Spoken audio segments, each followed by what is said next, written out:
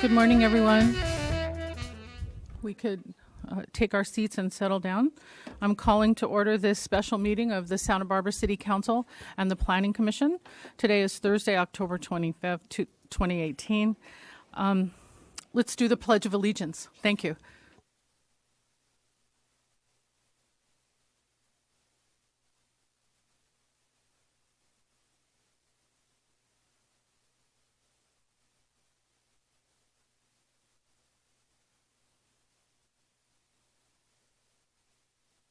Please call the roll. Councilmember Friedman? Here. Councilmember Dominguez? Here. Mayor Pro Tem Rouse? Here. Councilmember Hart? Councilmember Sneddon? Here. Councilmember Gutierrez, not yet present. Mayor Maria? Here. And Planning Commission Chair Wiscombe? Here. Vice Chair Lodge? Here. Commissioner Campanella? Here. Commissioner Higgins? Here. Commissioner Jordan? Here. Commissioner Schwartz? Here. And Commissioner Thompson. Thank you. Very good. We'll start our open public comment period. I'm allowing pooling of time up to 4 minutes today. We just have a huge agenda. So Lee Moldaver, you're up first, to be followed by Andy Gilbert, Elise Dale, and then Steve Dowdy. And 2 minutes. Go ahead, Mr. Moldaver. Good morning.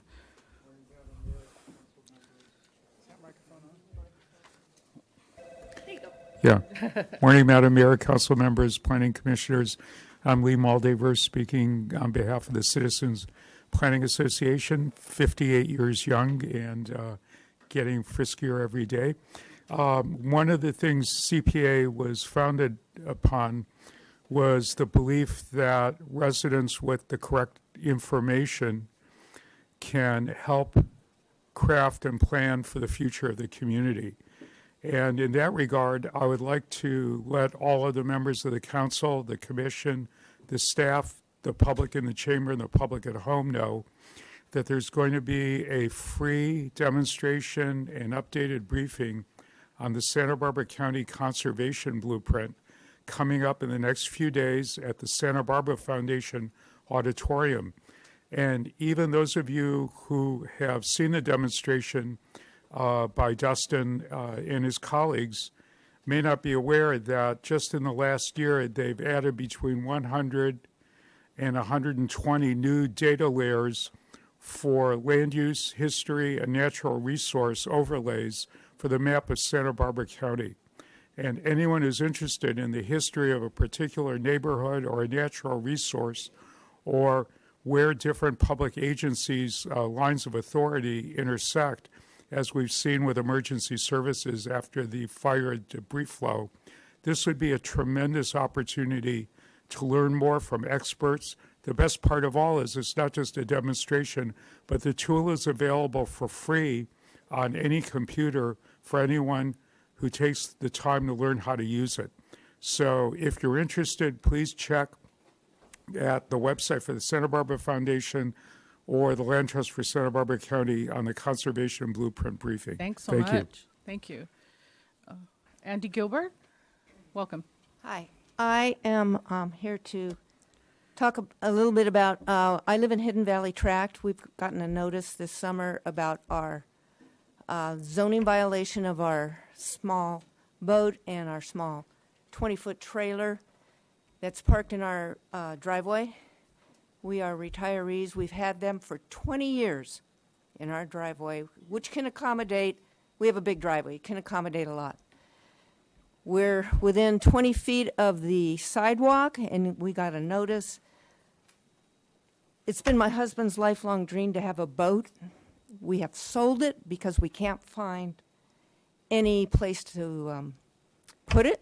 There's no place in the harbor. I've called all around.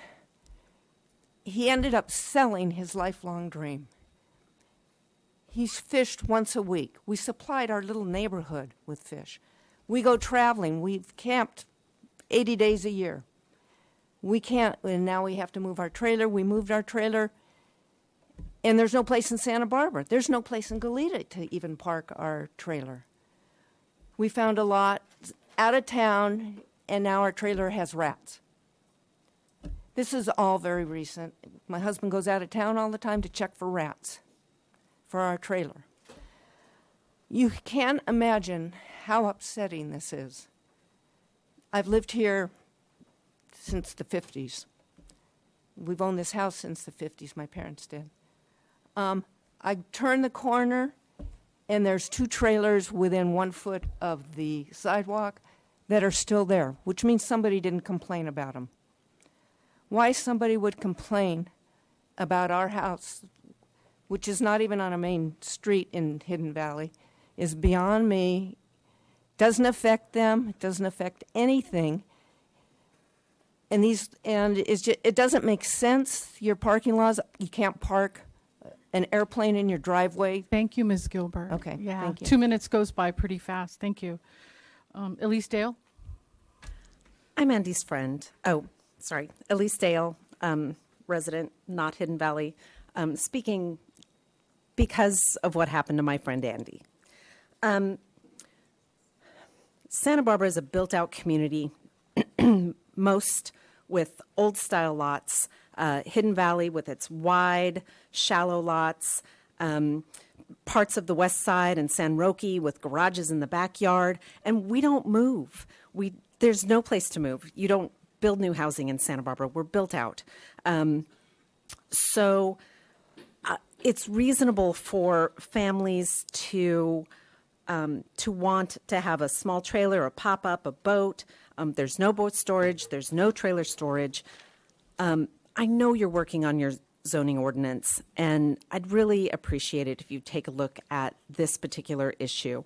Your parking rule regarding 48 hours parking is in a driveway is just antiquated. It's your rules for that portion of your ordinance were designed in the 1950s at a time when you wanted everybody to have a big old lawn and park in their driveway. That's no longer the case. In addition, your zoning enforcement is really uneven and imprecise. So because your rule is to have no more than 48 hours parking in your driveway, you have somebody come out, take a photo, and then they leave, and then they say you're in violation. They haven't marked your trailer or your boat or whatever's in your driveway. They just say you have a violation. They really need to come back and remark to determine that there's been a violation. And then your 48 hours is a loophole. I suspect that Andy's at some point going to get tired of the rats and bring her trailer back, and her husband's Bill? going to move the trailer every 48 hours. Thank you. It's not good planning. Thank you. Thanks. Mr. Doty? Mr. Doty, I saw you earlier. You'll be followed by Brian Cornell.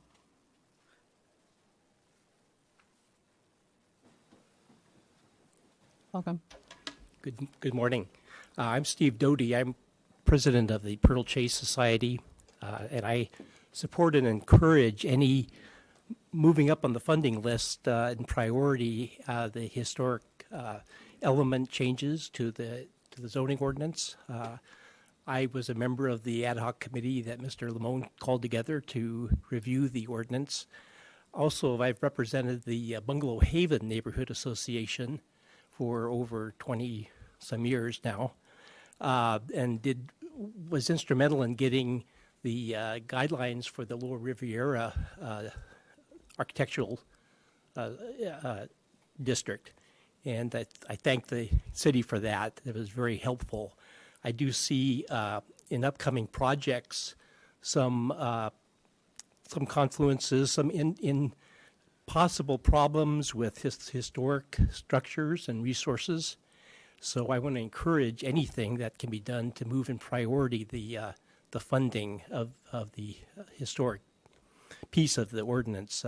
We were at the Pearl Chase Society several years ago. Mr. Lamone came in requesting some funding to get some help in data entry, and I want to make sure that we know that well, we can still provide that, but you know that we can still provide that help as needed. So thank you. Thank you. And we did receive your communication. Mr. Cornell, Mr. Donaldson, did you want to cede your time to Mr. Cornell? You can, yeah. Okay. Then you have, No way. So, you have 2 minutes. thank you.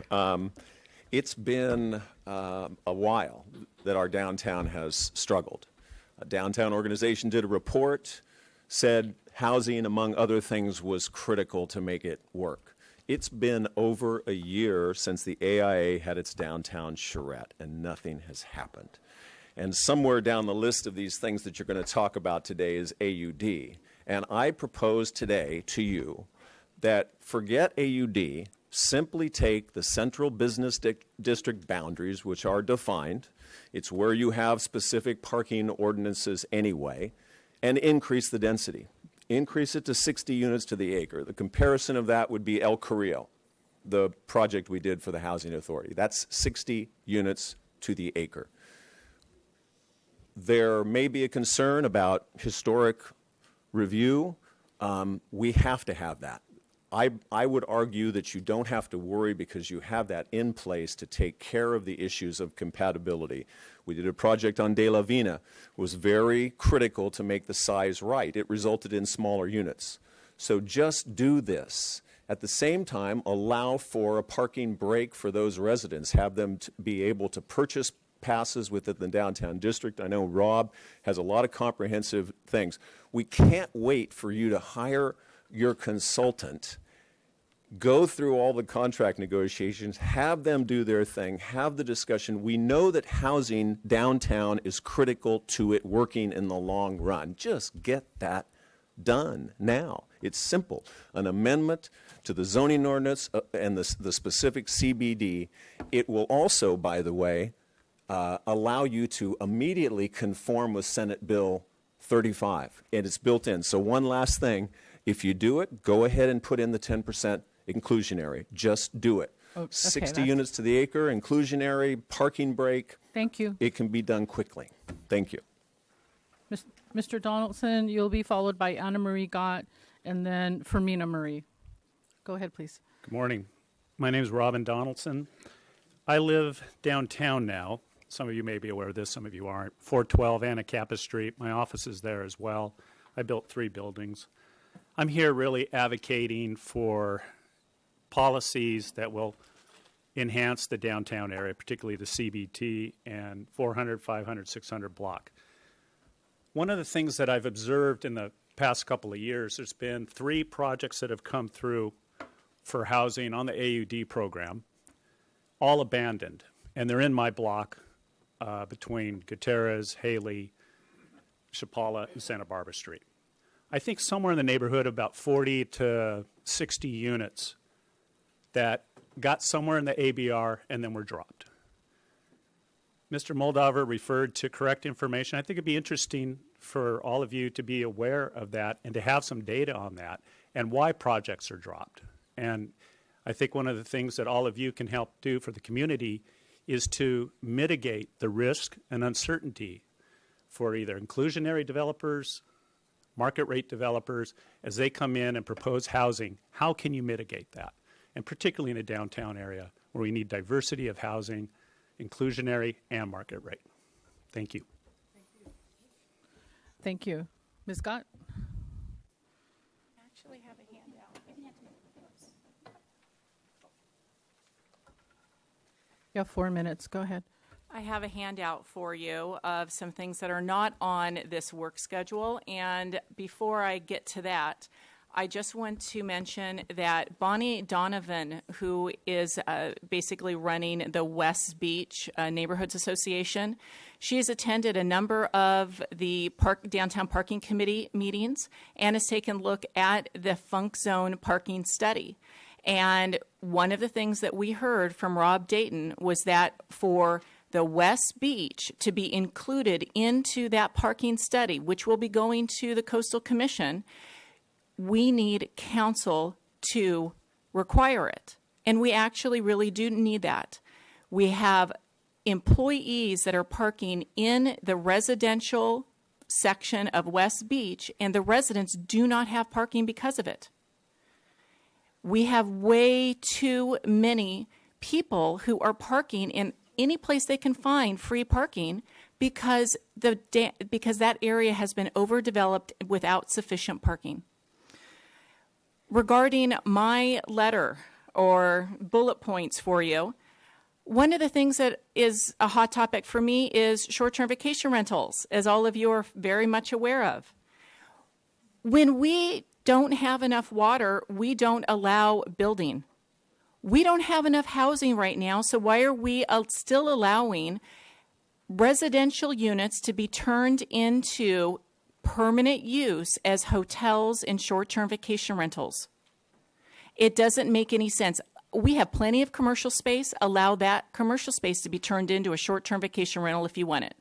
But don't allow our homes to be continued to allow to go through the process of being permitted, especially when we have a vacancy rate of under 1%. You know, a functioning economy, a healthy economy, it's over 5%, and ours is absolutely not healthy. Design files online. You know, we don't have a lot of transparency at the city. When your design boards come in, they sometimes have design files and paperwork tossed at them as a project appears for 10 minutes in front of them. They can't make decisions based on that. Residents can't comment. It makes absolutely no sense. Other cities in Gullet, in Ventura, in Palo Alto, all of their files are posted online a week or more before a meeting. That allows your board members to sit at home and look at the files. They don't have to schlep down here to go to the planning department to look at them. That means residents get to look at them. Require all of the documents to be done in advance. Stop allowing a staff report to be tossed out on the table, literally as a project is being reviewed. No one has the time to look at that information, and mistakes are being made. Also, last time we were here, I mentioned the issue of the process and procedures that don't make any sense when projects are going through the process right now. Do you know that you can get a building permit number and start going through the building permit process with your files, and you don't have a final approved process?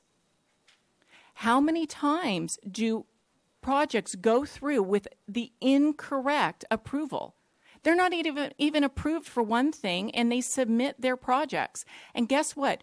You pay a fee one time, and you can submit your plans again and again and again. Thank you so much for your comments. The last thing is outsource your enforcement, because we don't need Fermina Murray. reactive, we need proactive enforcement. Thank you. Ms. Arias, you said give time to, but you didn't say who. Did you want to give time to Fermina? Come on up, Ms. Murray.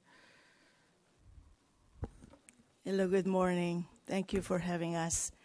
I am a member of the Santa Barbara Conservancy, and you all got our letter, so I'm not going to belabor it. I just want to say that it's since October 2012 that the historic resources element was approved, and we do not have the tools to implement that. And that's as you know, it's tied to all the things that have been said in the room. Without that protection and foundation of our laws, we really are strapped with how to decide density and et cetera. So we are asking your help in today. If you would direct your considerate direction to staff to begin this work, and please give us a timeline on when it should be completed. And we also want to help in every way we can to expedite the process. You know that the historic resources element was put together by citizens that you approved, and we too believe that you can do that to approve. There's the ad hoc committee, there's all these preservation groups. Utilize everybody, but do give us. We're going to stay here and listen to you and hope that by the end of the meeting, you will give direction to what needs to be done. And we want timeline, and hopefully it will be completed before this year is over. Thank you very much. Thank you.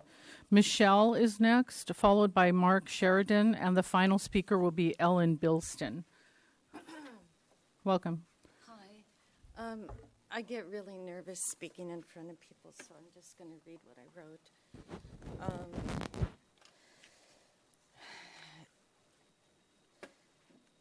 I would just like to say that we as citizens have right, whether we live in Santa Barbara, New York, or Los Angeles. So please respect the rights of landlords to exercise those rights and not have senior inspectors harass landlords on their own property. It is getting absolutely ridiculous what Santa Barbara is doing in this city. And we as landlords and we as people who pay our taxes, so you can spend $500,000 to move the little, bench in front of Hamburger Hamlet because the homeless are panhandling down to the train station. Okay? It's an absolute waste of money. Absolute waste of money. And I get the liberalism, I get the conservatism. There's a place in the middle where you guys got to meet, because I've lived here since '76. And a lot of people are really getting fed up with what's going on, and they're leaving town because you're making it so difficult for people to do anything. That's all I have to say. Mr. Sheridan.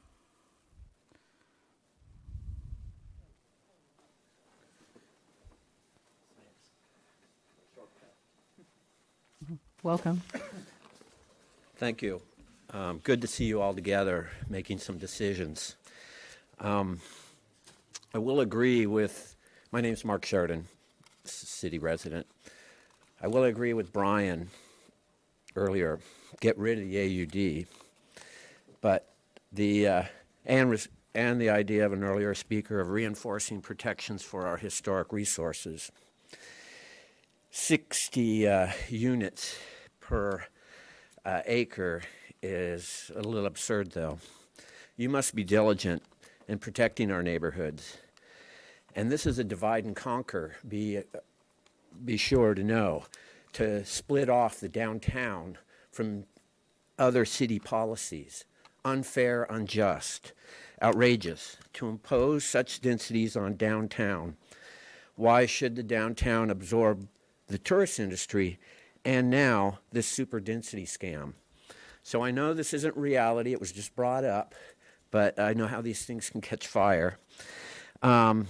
Also on the AUD, please reevaluate your demolition and construction requirements. 7 days a week, 7 a.m. to dusk, constant noise, etc. We live next to an AUD project that's been going on for 14 months, and it's wrong what they've done to the neighborhood. Plus, I don't like the inherent fast-track permit process, the inability of review boards and commissions to consider other pending projects.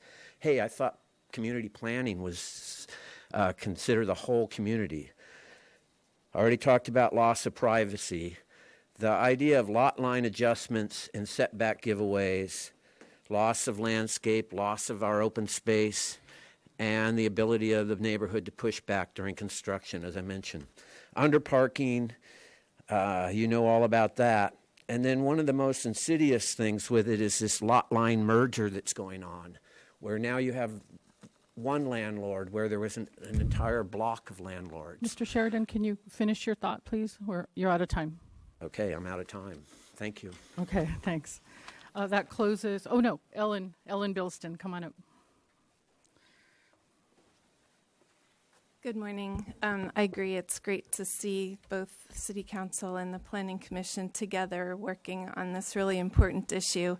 I'm representing AIA, our advocacy group, and also am a new and recent commercial property owner a half block off of State Street. So a new, renewed enthusiasm for the issues that are before us today. I thoroughly agree with Brian's earlier comments about conclusions that the AIA Charette came up with and the importance of incorporating housing into our downtown core.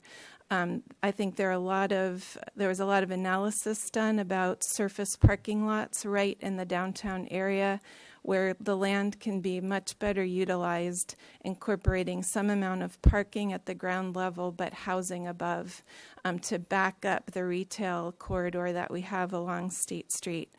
Transportation and parking issues that have been brought up and I know are a big concern. I've heard some really compelling information from Rob Dayton. I hope we'll hear more from him this morning regarding the absolute intrinsic connection between the parking resources that we already have in the city and leveraging the use of them during the day and during the evening so that retail needs are met during the day and residential needs are being met in the evening. I think those are some really creative ideas. We need to be forward-looking. We need to be thinking about where is our downtown headed? How do we do something else? Because clearly what we've been doing hasn't yielded the result that any of us are particularly happy with. And I hope that you can come to a great resolution, perhaps adjust numbers that were cited in terms of the level of density, but the concept is there and the need to move forward is there, and we don't need a consultant. Thank you. Thank you. Okay, that closes public comment. Madam Clerk, do we need to read the item into the record? Thank you. Yes, item 2, Joint City Council and Planning Commission Work Session, Planning Division Workload and 2018 General Plan Implementation and Adaptive Management Program Report. Thanks. Welcome to our Planning Commission Chair and esteemed Planning Commissioners. Whenever you're ready, Ms. Brooke, to start our presentation. Thank you, Madam Mayor, Chair Wiscombe, and Planning Commissioners and Council members for joining us again at our semi-annual joint work session of the City Council and Planning Commission. The purpose of these meetings is for your two decision-making bodies to get together. We talk about different topics. We've typically fallen into a pattern where the fall work session focuses mostly on our general plan implementation report and the annual adaptive management program report, which looks back at the general plan and analyzes how we're doing in terms of implementing it. That's really been the focus since the general plan update in 2011. And then in the spring is typically when we dive in deeper into the planning division's major work efforts and prioritize those. It's more timely as you're in the midst of budget preparation. And so with that, the focus of today's meeting is intended to be on the Adaptive Management Program Report Summary, which Dan Gullet will be presenting to you in just a moment. We do want to keep our presentation pretty brief. This information has been distributed to you in advance, and so we're happy to hit the highlights of it and then answer any questions you have and leave time for questions and plenty of deliberation.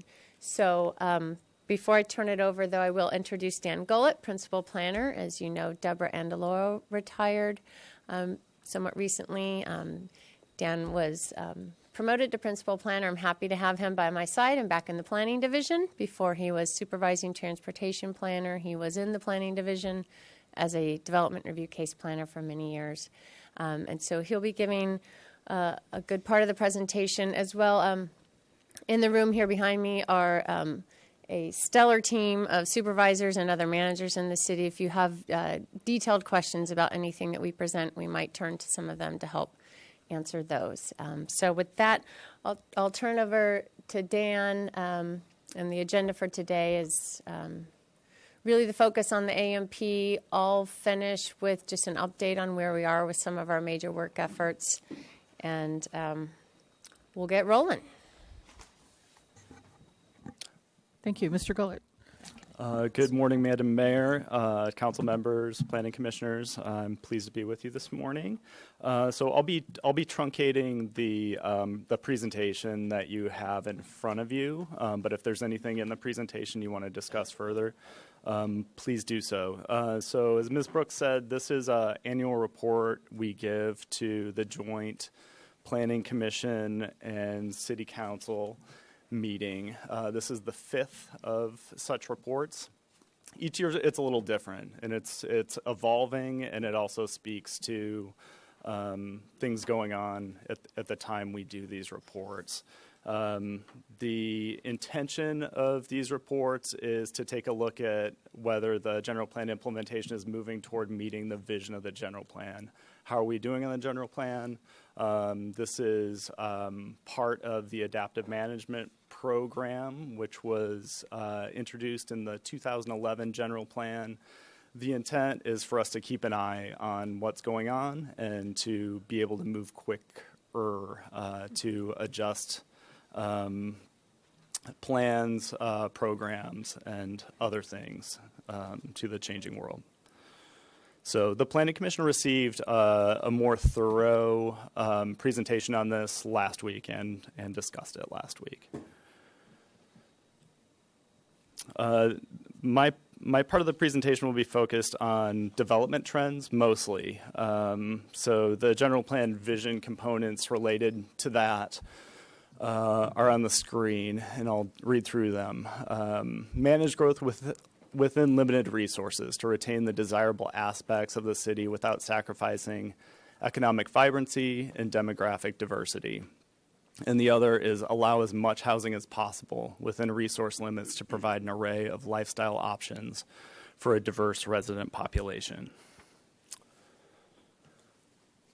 So one metric we've talked about for decades and has been an issue for the city for decades is referred to as the jobs housing imbalance. So this is a relationship between jobs and workforce housing. That relationship affects how communities function, it affects sustainability, it affects distance of commuting, and pool of employees, and also resiliency, which we saw during the Thomas Fire when first responders were cut off from the city.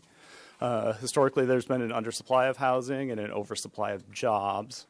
There's also recognition where there's residential growth that correlates with job growth in the city.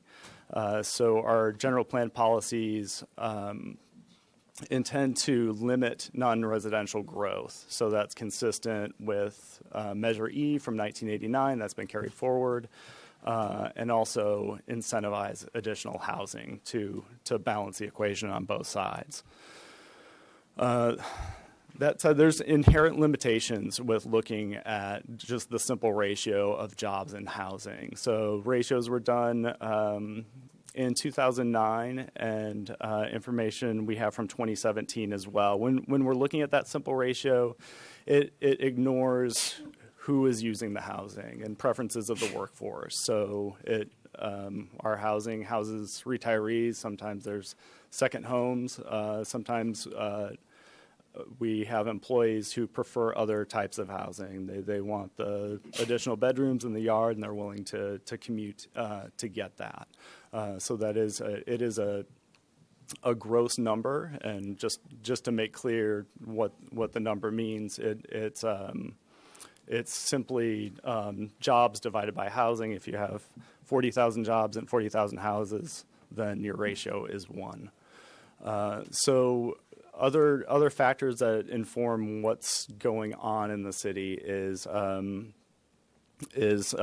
trends of where jobs are going. So we do have 15% fewer workers living in the south coast of Santa Barbara County in 2015 than we did in 2002. And also information from 2015 is only 34% of the workers employed within the city live in the city. So that affects commuting trends. And that number is generally unchanged from the time the general plan EIR was done in 2009. So I'll be talking about both sides of the equation. First, non-residential development. So this is the job side.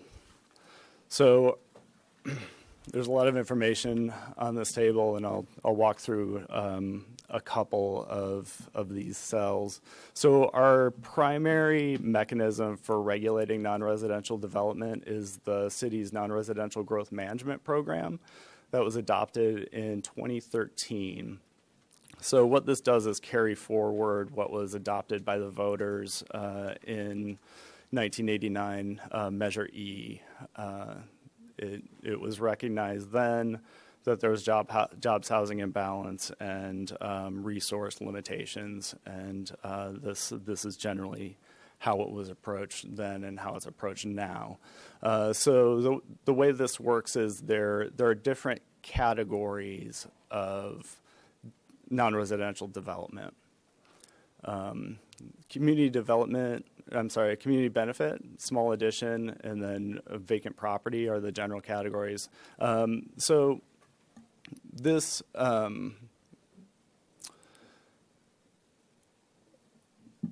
at this point, we're about 26% of the 20-year time span of this program. So the total development so far is 19% of what's available for non-residential development. So it's underneath the projections for that.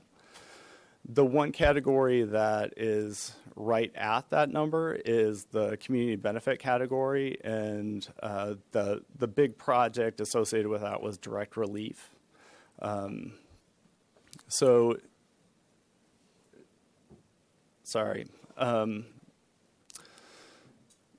That said, so there are many, there is significant floor area available with small addition and community priority going forward. That's not to say this hasn't affected development, because on a project-by-project basis, there is a limited amount of non-residential you get, so it does affect each development. So at this point, it is occurring within how it's projected.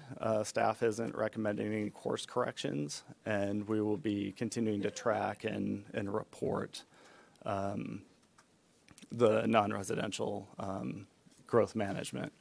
So on the residential side, I'm going to get a sip of water.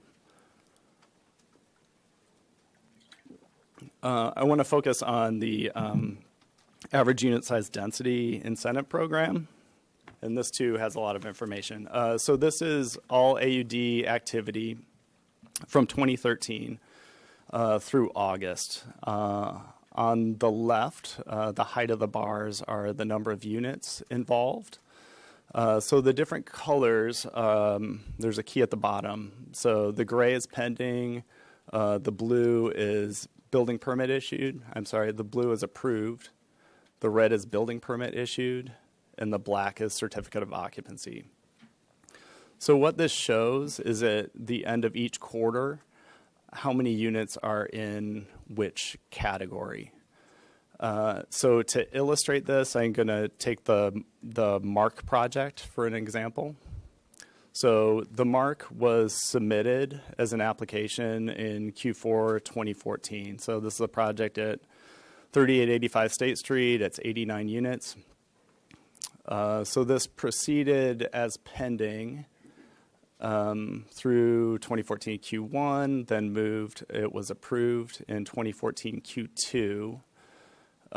So it stayed in this blue category until building permit was issued in 2015 Q3. So you can see how that blue section, so this is the MARC being issued.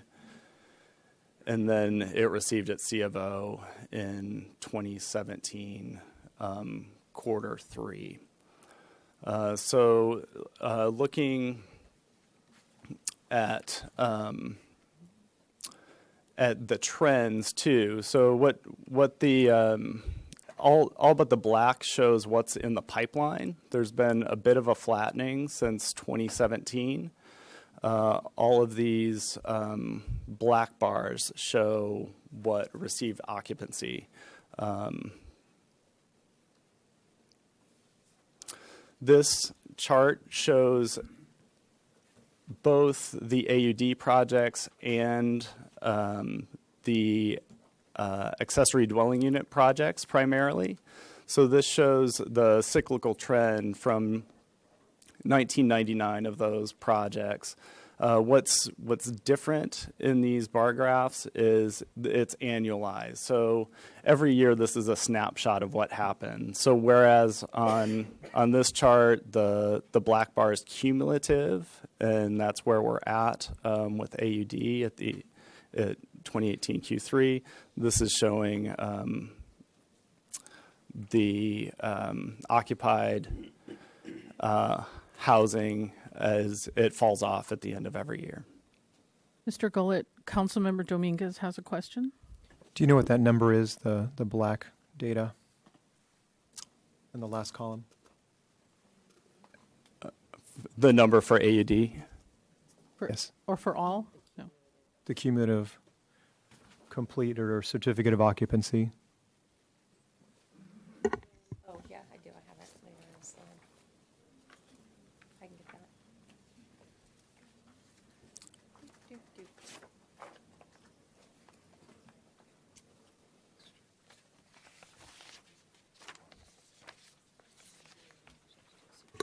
Councilmember Dominguez, so according to our latest stats as of October 3rd, all types of units that were approved under the AUD program that have received a certificate of occupancy, there's 157 units that have received a certificate of occupancy.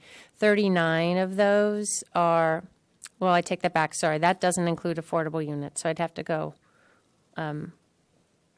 it would be an additional 98 affordable units. So there's been 118 high-density or priority housing units that have received a certificate of occupancy, 39 medium-high density, and 98 units that are capital A affordable. Those have been either people self-help housing or housing authority projects that have received a C of O under the AUD program. And how many of those count towards the 250 cap, or are you going to get into that later? 118 count towards the 250. Yeah. Thank you. Good. Mr. Gullet? Unless there's other questions since we okay. So while there's been a significant increase in housing development activity over that period, we have also seen a decrease in the production of capital A affordable housing. So these are those income restricted units that are affordable to the categories shown at the bottom: extremely low, very low, low, moderate, and middle income. So this is the 0 to 160% of area median income. And the primary reason we've seen this flattening is the dissolution of the redevelopment agency, which began in 2012, and that process wound down. The 40 units shown in 2018 are the People Self-Help Housing Project at 510 North Celso Puedes. And since then, this is through August, Grace Village, with its 59 units, has received certificate of occupancy since.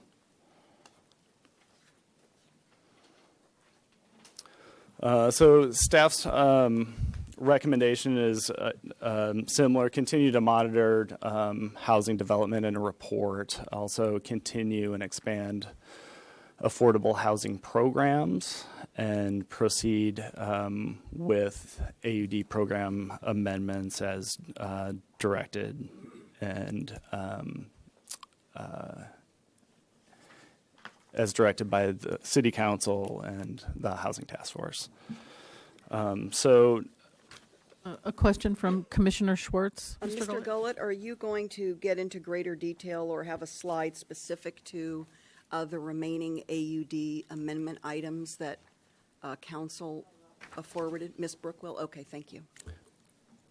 Yes. So part of the presentation, too, was to go over the 2017 Governor Office of Planning and Research General Plan Guidelines. I think for the interest of time, we'll skip over that. If anyone has questions, I'm happy to discuss. And go ahead. And then I'll pass it over to Ms. Brooke for our major work efforts. Great, thank you. I will just briefly cover, again, some of our existing major work efforts, which are also described in your staff report. For the benefit of people who might not have read that, though, and for points of discussion today, I'll go over those again. And I'll just jump right in. So here on the list are major work efforts, primarily being completed in the long-range planning section. The Historic Structures Ordinance is being headed up by the City Attorney's Office in our design review section. We've reported to you many times the status of the local coastal program update. I'm happy to report. As you know, City Council adopted that. We submitted it to the Coastal Commission, and we are in the process of working with them to get a complete submittal so that they might evaluate it and schedule it for hearing at the Coastal Commission. So we're still working on that. In the meantime, we do have the 2 follow-on work efforts related to that, which we are deep into: the sea level rise adaptation plan, as well as the lower cost overnight accommodation studies. So still working away on those, with the goal of having drafts of those plans in the spring, summer of next year to be taking to our local decision makers as future LCP amendments. The Acela Civic Platform implementation, that's our changing over of our permit tracking system. It has been taking longer than expected. We are hopeful we're reaching the closing of that implementation process to wrap up in spring, early next year, actually. Average unit size density ordinance amendments. We've broken these into phases, and this leads to part of what Commissioner Swartz was getting at, I think, and I'll talk about phase 2 in a moment. But what we're calling phase 1 has already partially begun its work through the Planning Commission. This is the portion of the ordinance amendments that we believed we could process fairly quickly based on direction that was given to staff from Council in August of 2017. So we are finally getting to those ordinance amendments. Those relate to requiring 2 parking spaces for 3 or more bedroom units outside the central business district, prohibiting the conversion of short-term rentals, and then addressing mobile home parks and trying to provide some additional protections for any future redevelopment of those parks. Also, I'm happy to say we are now back on track work on the Historic Structures Ordinance amendments. It's been one of those work efforts where we'll make some progress and then something happens, and we either get pulled on different priorities or staff turnover or just workload. We have to stop, but we are starting again, working with the City Attorney's Office very closely, and hope to have something drafted to present to decision makers in December. And then December of 2018? December of 2018, Well, yes. Is Murray still in the audience? There's some answer. Okay. Maybe Mr. Vincent wants to correct me or clarify something on that. Mr. Vincent. Maybe I And then overpromised. Commissioner Schwartz. Yeah, go ahead. Madam Mayor, if I could elaborate on what Renee's talking about. So the Planning Commission has already heard this, but many of the council have not. My tenure with the city is coming to an end in December of this year. December 21st is the particular date. I've already made a commitment to Mr. Kalan and to Mr. Buell that a working draft of the ordinance, there'll be some details for the decision makers to work out, but a working draft of the Historic Structures Ordinance will be available to community development and the decision makers by my departure. I've had, as Ms. Brooke mentioned, there are a number of different reasons why this project has taken as long as it has. I started this last phase of work on it in September with a meeting with Irma Anzueta and Nicole Hernandez. We had a very productive meeting in September, and it really is now on my table to get that drafting done. So today, both as a commitment to staff as well as you as the council and the Planning Commission, you will have a working draft of that ordinance before I leave. Very good. Congratulations, I guess, on your pending retirement. We'll miss you. Thank you.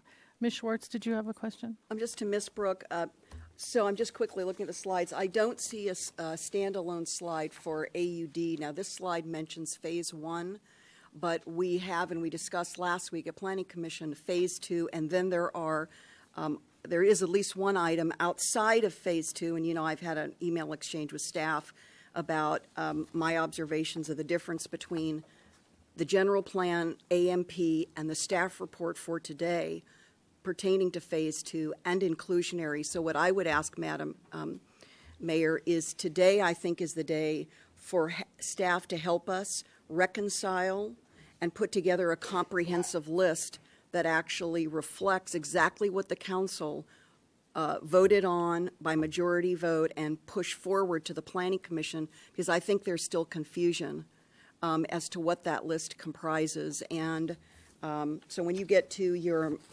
spreadsheet, Ms. Brooke, I'd like us to talk further about that, because I still don't see that reconciliation, and perhaps you could help us with that. Thank you.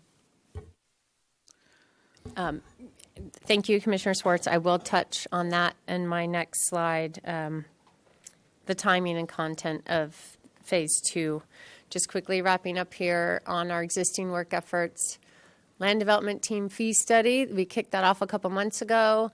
That involves a lot of staff from different departments in the city meeting with a consultant, going over our existing fees and our review process and trying to assess the full cost of our services, at which time, once we have those recommendations from the consultant in mid to late November, we'll start to make some decisions about whether or not we decide, which aspects of our process might need to be subsidized, which shouldn't be full cost recovery.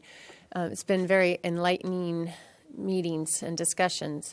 And then the Accelerate program, Council recently received an update from staff where we are with that enhanced customer service for businesses fronting on State Street and Coast Village Road. And at that update, we were directed to continue the program indefinitely.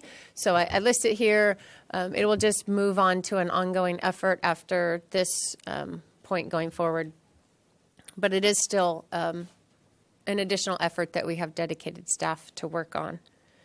So this is just showing a timeline of those existing major work efforts and when we anticipate we might be completing them. So this line here is showing where we are approximately now in the second quarter of fiscal year 2019, and LCP continuing for some time. Several of these projects we hope and anticipate could be wrapped up in spring of next calendar year, which is the third quarter of FY19, at which time we would begin some of our near-term other major work efforts. Chair Wiscombe has a question. Thank you, Madam Mayor. Ms. Brooke, I just, on the, if you go back to that slide, the LCP update, that you're not including in that the sea level rise adaptation plan, or the, could you just address that? Certainly. Yeah. This time bar here does anticipate those follow-on amendments to the Coastal Commission. So through Coastal Commission certification, we anticipate more than a year from now before we would have our current LUP certified by the Coastal Commission, and then those subsequent LCP amendments to address sea level rise and lower cost overnight accommodations. Those would be submitted to and considered by the Coastal Commission probably in these later quarters here. So this does encompass the full scope of our current LCP amendment. Thank you very much. Sure. Councilmember Snedden. Thank you. Can you clarify why the Accelerate program goes indefinitely? Is that because it continues to take staff time after it's implemented, or is it expected to take that long still? It's my understanding that the Accelerate program, that staff was asked to continue that enhanced customer service to those businesses for as long as foreseeable. I think we don't know yet at what point we would make that change to not prioritize those projects on design review boards and building plan check. And then this slide shows decisions made and direction given to staff at our April 2018 joint work session when Council and Planning Commission really dug into our pending work efforts, and based on the staff resources we had at the time and with the additional staff allocated, funds were allocated by Council for additional staff to the Planning Division for another long-range planner to really be able to kick off some of these work efforts that had been lingering or that were put on our plate due to recently passed legislation. We anticipate being able to start working on some implementation actions related to Senate Bill 35. That's the streamlined multi-unit housing bill. Primarily, the work we need to do there is adopt locally some objective design and zoning standards against which we would review any projects that qualify for that streamlined review process. So we'll be working on that soon. And then AUD Ordinance Amendments Phase 2. We show that as something we would be starting this quarter, and really part of what we'll be doing in the near term, we'll be getting into that work effort more deeply, I think, early next year. But we do need to regroup and understand the full scope of what we'd be working on in terms of amending the AUD ordinance. And it was those amendments were initiated by City Council at a hearing earlier this year based on recommendations from the Housing Task Force. But that was work that took place over the course of a year and a half, and some time has gone by. So we believe it's worthwhile and important to return to City Council in December of this year and reaffirm our direction from you in terms of the second phase AUD ordinance amendments, so that we know that as we go to kick off work for the next year and a half, that we're following direction that's current and relevant based on any number of things that might have occurred since we kicked off the conversation. Because we have new council members. We have new council members. We have additional information of projects on the ground. Things have occurred. And we just want to make sure that we are given direction that could ultimately end an ordinance that would receive City Council approval. And so our plan is to return to Council in December for that conversation and reaffirmation of direction regarding the Phase 2 ordinance amendments. And so I'll pause because I'm seeing some maybe interest or questions in that particular Councilmember item. Friedman. So in page 5 of our staff report, it has the Phase 1 and the Phase 2. But then there's a third phase, right? Which is concurrently, which is the inclusionary. Correct. So where does the inclusionary fall? Does it fall within the Phase 2, or is it coming earlier? Because Thank you for that clarification. So that is one aspect we do anticipate moving forward with, as directed by Council. And specifically, that's requiring AUD projects with 10 or more units to have a certain percent of affordable units, rental rates affordable to the moderate income. And then for those smaller AUD projects that would pay an in lieu fee. So that is being headed up by the City Attorney's Office and Housing Division staff, so not in the Planning Division. And it's our hope that we could begin work on that, or they could continue work on that fairly quickly and move forward with that outside of these other amendments to the program that we've been discussing. So they're working on that right now, right? That's Kicking it off, yes. Kicking it off, So, okay. right. That's And we do have a lot of great information from our consultant study that we had done, the Nexus and Economic Feasibility Study that was done as part of the Housing Task Force. So we'll build on that and be bringing that to decision makers in the coming months.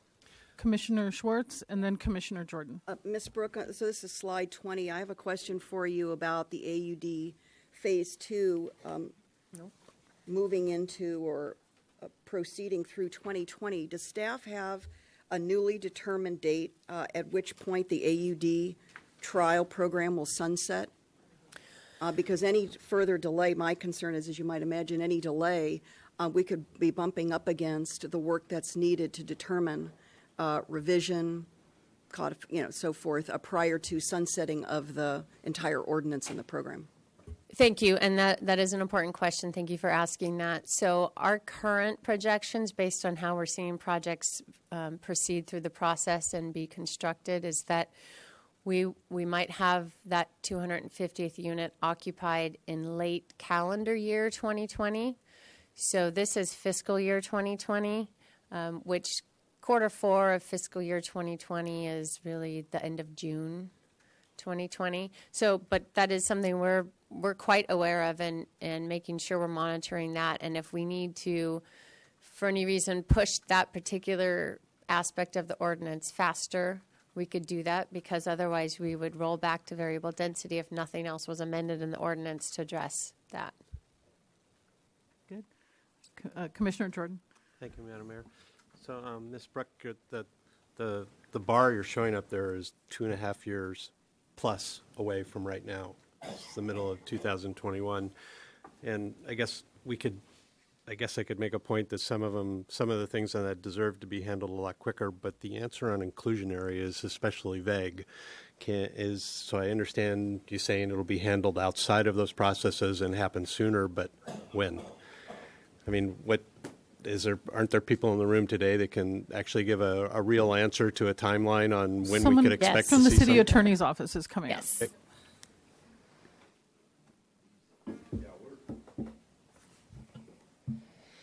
Madam Mayor, Chair of the Planning Commission, the inclusionary work related to AUD has been, I think, faithfully carried by the Planning Division, and it's been my job to retain outside counsel, which I was slow at. It's done. We are meeting next week. I don't think it's much of a project, honestly, in terms of work. And I base that on my own assessment and discussion with outside counsel. So I was just mentioning to Mr. Buell, I fully expect we'll be able to have a product in November. I don't know whether it'll make it to a board or commission at that point, but I don't think this is a huge problem. And the delay has been my responsibility, no one else's. That's good news. Thanks. Anyone else at this juncture? Commissioner Campanella? Yes, thank you, Mayor Murillo.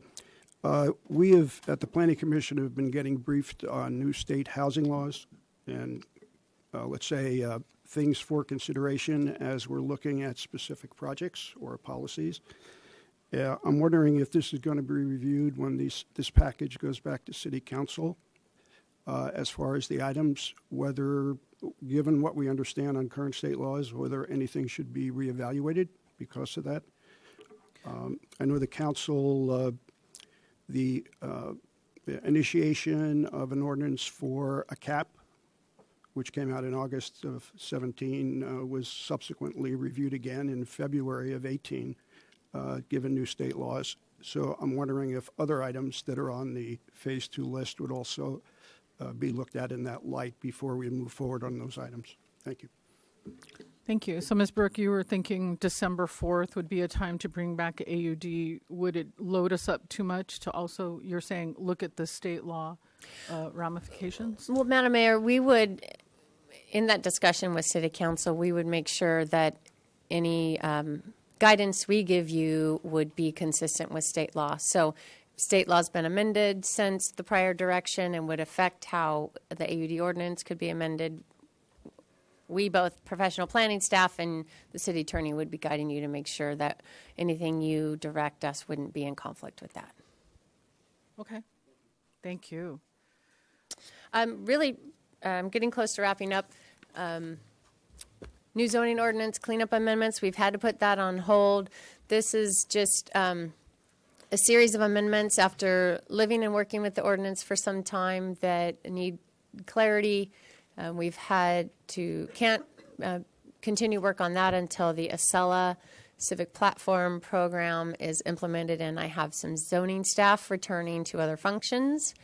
And then the General Plan Supplemental Program, EIR, something that's a little ways out in our work program, but as we do these general plan implementation reports, it's coming to light more clearly that there are sections of our general plan EIR that do need updating. And so we do want to keep this on our radar as we begin to discuss future priority work efforts for the division, that we don't lose sight of the importance of that document. It does help streamline the review and permitting process for projects in order for us to tier off of that EIR.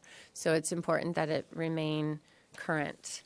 And then this is a list of other work efforts that are on the overall list that don't at this time have any staff resources allocated to them, and they haven't been prioritized. But in April, when we have our spring joint meeting, we can get into these and whether or not we should reprioritize anything we're working on at that time and push forward any of these other work efforts. Madam Mayor, I have a question for Mr. Ms. Brooke. Higgins. So help me understand, you have on this list what I hear to be items that are not going to be prioritized, but how does designation of historic districts not, which list is it on? Is it coming soon or is it going to be?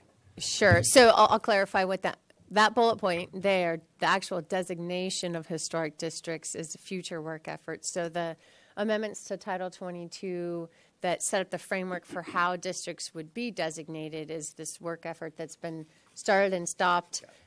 So we want to get that in place. Then the next implementation action of the general plan, the historic resources element, would be to then go forward and actually designate those districts. So, thanks. Madam Mayor? Ms. Wiscombe. Thank you very much, Madam Mayor. My question was on this list. I don't see the safety element, but there was a lot of discussion in the AMP and the staff report about the safety element. Chair Wiscombe, it's on there. It's at the end of the list under the catch-all general plan amendment. I see it. It's in parentheses. Right. Okay. Thank you. Sure. Madam Mayor? Yes, Ms. Schwartz. Ms. Brooke, in looking at this list, what I can't discern in this list not being prioritized or allocated, is it exclusively due to resources? In other words, if staff had, I want to say an open checkbook, if you had all the resources you need, whether they're internal or contract external, would we be in a better position to prioritize moving forward with some of these important items? Madam Mayor and Commissioner Schwartz, it is completely dependent on resources, both within the planning division and other departments, including the city attorney's office, in order to carry these forward. Okay, Councilmember Friedman, what I might just interject now, and I mentioned this to you very briefly before today's meeting, I'm happy to follow up with staff. There seem to be some new grants from the state out of HCD, Housing and Community Development Department, $20 million grants as a maximum, $1 million as a minimum, for various types of housing development, transportation infrastructure, transit-rich areas, housing development. So I'm just going to ask staff, and perhaps with the council's support, to proactively research some of these grants to see if public agencies can bid on them, because if it's truly just a matter of resources, and that's what you've now confirmed, are there any resources outside the city that we could go after to help us move some of these up? And Madam Mayor, if you just indulge me, and then we'll move forward. The Milpa Street Corridor Design Guidelines is something I've mentioned before. We took a time out on the general plan to do the Upper State Street Design Guidelines. I think, Councilmember Rouse, 2 years we took a time out. I continue to be concerned that we have housing development applications in the Milpa corridor area, and without new codified design guidelines, it's project by project discretionary decision making. And so I'll leave it at that, but I would really ask us to be very creative, very assertive in going after outside funding resources, so that we just don't kind of fall to a default position, which is to say, can't do it, can't prioritize because we don't have internal resources. So I'll leave that with staff and for council's consideration. Thank you. Thank you for information about those funding sources, and we will make deliberative comments at the end. So, Councilmember Friedman, you had something? Just a question regarding the chart that's in attachment 1 of our staff report on the other work efforts, and I didn't see them up there. That's why I wanted to ask, just to clarify. Specifically, the tenant displacement assessment ordinance and the off-sale alcohol ordinance. Can you? And there on that, it doesn't have any color with it, so it's kind of left blank. So I'm just trying to understand what the timeline is on those. Certainly, thank you. And I would like the chance to clarify that, Councilmember Friedman. So the chart I put up here is what is attached to your council agenda report. And at the top of that attachment, it said major work efforts as of April 2018. And so for consistency's sake, I didn't want to pull those off of this chart. But since April, both of those efforts have had some progress completed on them, however, not led by the Planning Division. And so I would be adjusting this chart going forward. And in particular, what's listed as the sort of general description of tenant displacement assistance is being led out of the City Attorney's Office, carrying forward the recommendations of the Tenant Landlord Task Force. And so while our housing staff and some planning staff will be advising as necessary and working on that to assist the City Attorney's Office, it's not a major work effort for the Planning Division, so that's why there's no programming of that. Same with the off-sale alcohol ordinance. We do anticipate being involved in that, but being led by police department staff. And so, again, that would probably fall off of our major work efforts chart by the time we get to April and have that discussion with you. Yeah. So you're almost at the end of the presentational part? For the most part. Just wrapping up by some recommendations that came from our general plan implementation as we look at our... Wrapping up recommendations to the Planning Commission, City Council to consider, not so much for in-depth discussion at this meeting, but gearing up for the April meeting as we might consider adding future work program items to our division work that came out of the general plan implementation report as we compared our general plan elements to the guidelines of the Office of Planning Research. We see that when we update our safety element, circulation element, and land use element, there are aspects of it where we could improve. So these would be longer range, longer term work efforts, but consider adding them to the list so we don't lose sight of them. And again, as we get resources, we would work on them. So that concludes my presentation. I'll take questions at this point, and then we'll move into deliberative comments. Thank you, Ms. Brooke. Okay, Mr. Campanella and then Mr. Rouse. Okay, I don't have a question. I'll wait for deliberative comments. All right, you're ready to go. Mr. Rouse. Thank you, Madam Mayor. Actually, going back to Mr. Gullet's presentation regarding the jobs, housing imbalance, and statistics and where we got the data. First of all, when you talk about the jobs, housing imbalance, are we talking regionally or are we talking within the city of Santa Barbara? Madam Mayor, Mayor Pro Tem Rouse, it is within the city of Santa Barbara. Okay, so I'm just curious because I got to know Mr. Hart way back in the TDM days when he had a very onerous and obnoxious process, but it turned out to be very accurate and probably the most worthwhile information I've seen, gathering data about jobs, how many there were, where people lived, and how they got to their work. I haven't seen something since then, I was famously cranky about the EIR use of the traffic data they did consider. So as we try to look at this big housing picture, as we try to learn to figure out where people are going to either park or not park, I think this is critical data. We had the Rich report back in the 90s that said we'd be still falling 1,200 spaces short of our commercial ability to park. Now we're talking about building housing and repurposing some of the former business parking as residential parking. So as we try to get into these big picture ideas about jobs, housing imbalances, I'm just kind of wondering because I think regionally the big growth factors I've seen have been Santa Barbara City College and UCSB in the last bunch of decades. And I'm just kind of curious going back because we have some kind of precise looking ratios. And as we try to calculate what we're going to do policy-wise, and all of a sudden we have surplus parking when a couple of decades ago we were projecting a dearth of parking. What are those jobs? Where are they? And how do we determine then, we're trying to put our AMI, overlays into how housing policy is going to go with inclusionary, certainly subsidized housing.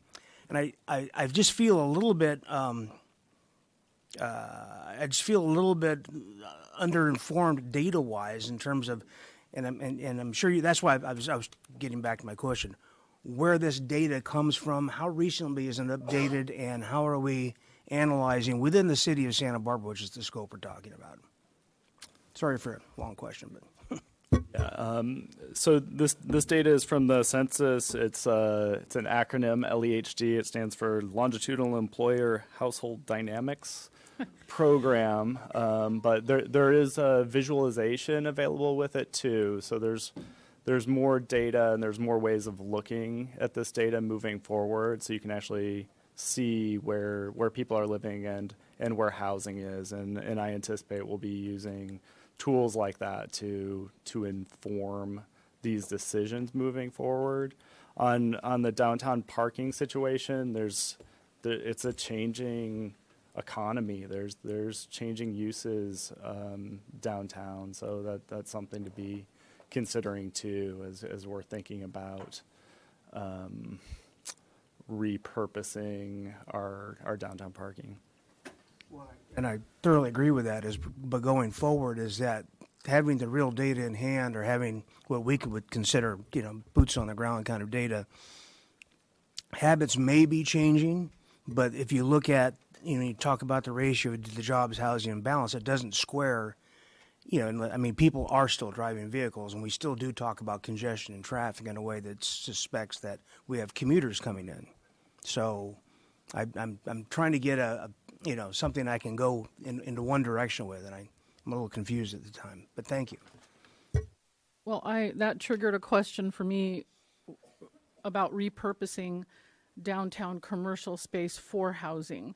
Is it simplistic to say that if we reuse those spaces, it would address the housing jobs imbalance? Madam Mayor, we're seeing that in some part with the AUD program. So we're seeing non-residential development demolished for these projects. So in that case, you're getting the benefit of the balance on both sides of the ledger. So it would help. Okay. Any other questions? Snedden and Ms. Snedden, and then Ms. Schwartz. Just a quick follow-up question to that with the data, with the idea of using downtown parking residential at night and for retail in the day. Is there anything in the data that suggests that I hear more about trends of people working from home.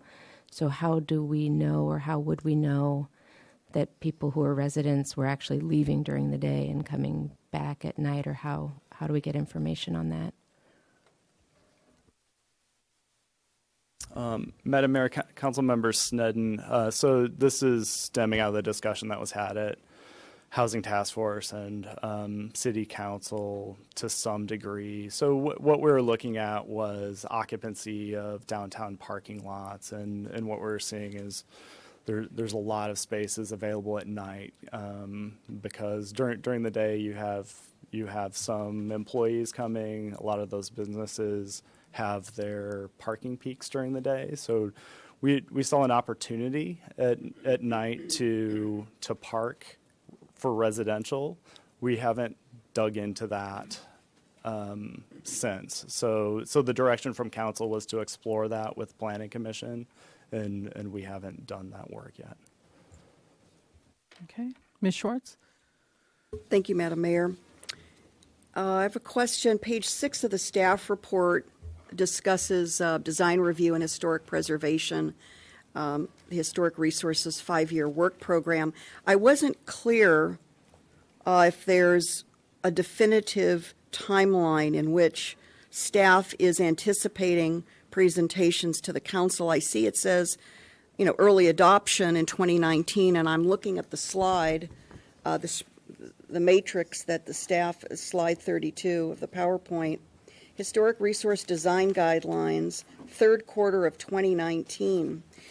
And Ms. Brooke or Mr. Gullet, as you're looking for that, the reason I'm bringing this up is when I went back to our city website and looked at the AUD map, where all the projects that have been submitted, we have quite a concentration of the AUD projects in and around historic resources. So to me, And we know some of the tensions and challenges that have occurred with our decision making on some of these AUD projects close to historic resources. So could you give us maybe a more detailed update?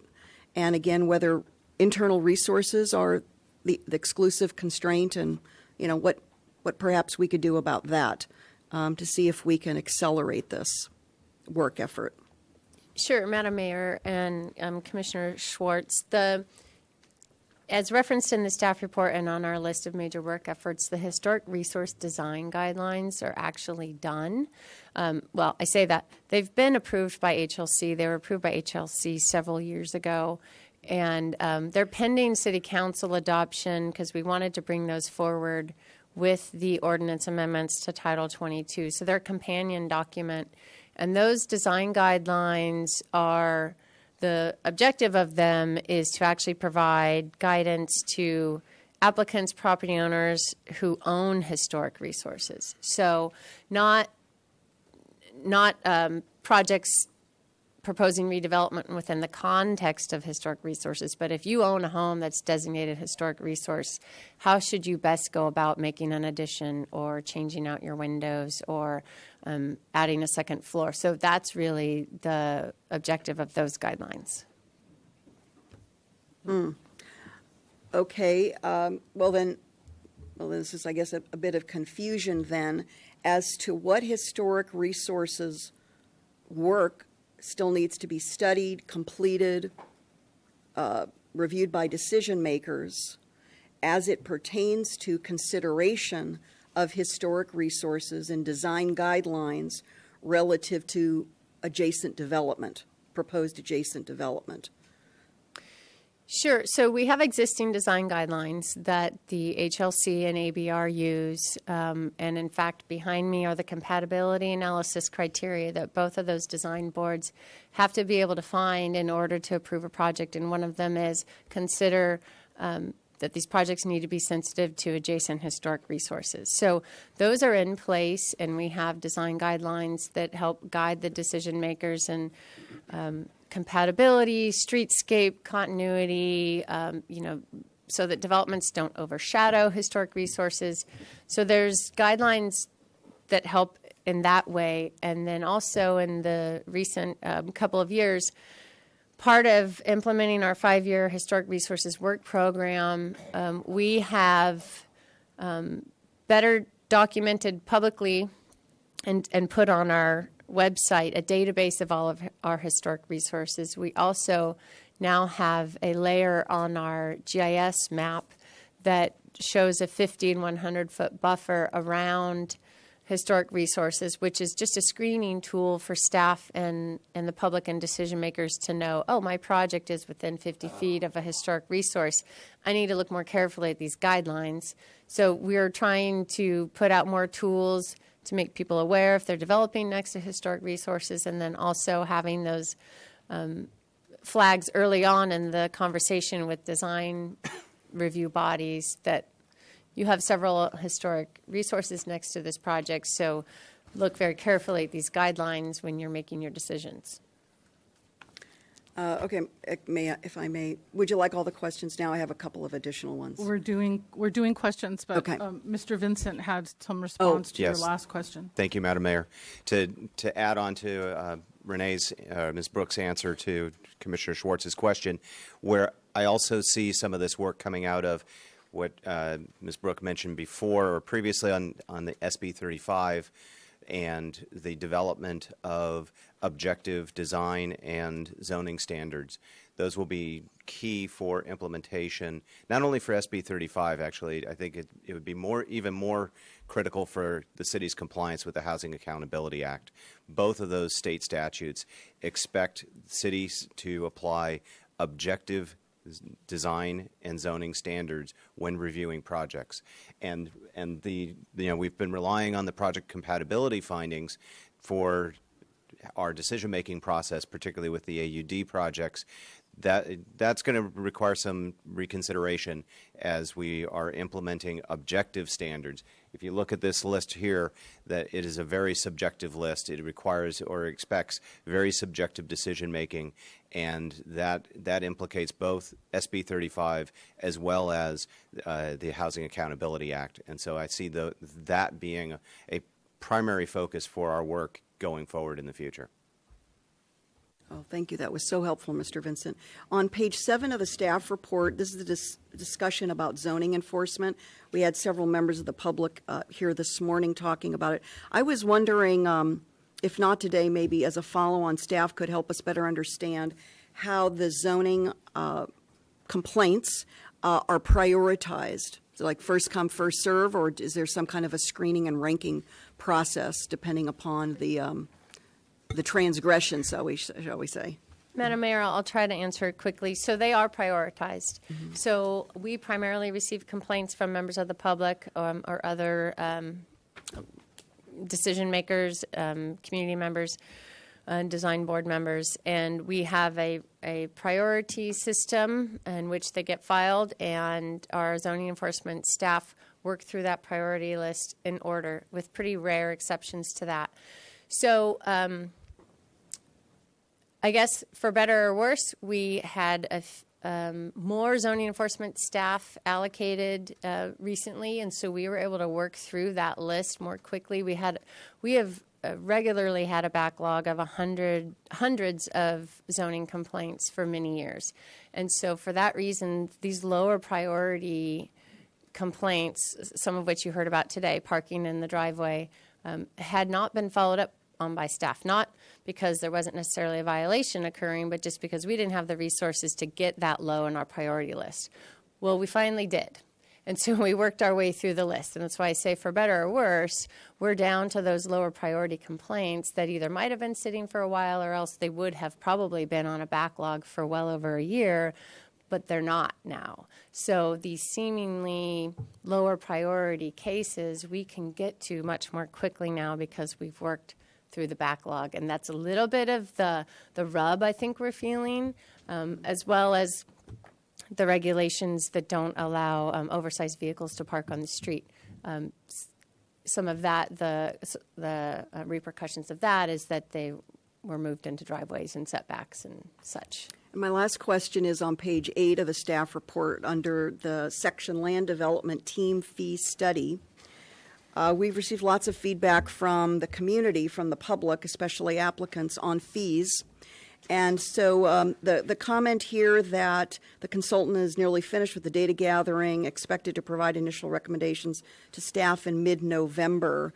I was wondering then what the process is on bringing the outcome, the results of that study, to the city decision makers. And this was of interest to me because I learned yesterday that the Sonoma County Board of Supervisors, with the planning division there, is putting together some very creative new fee structures to incent small unit housing development, specifically not by number of units, but by square footage of units. So I found that of interest, and perhaps our staff could investigate what's going on in Sonoma to see if that's a kind of model we want to use in structuring fees to actually incent the kind of housing development that we say we want, and there are various opinions about whether or not we're going in the right direction. So thank you.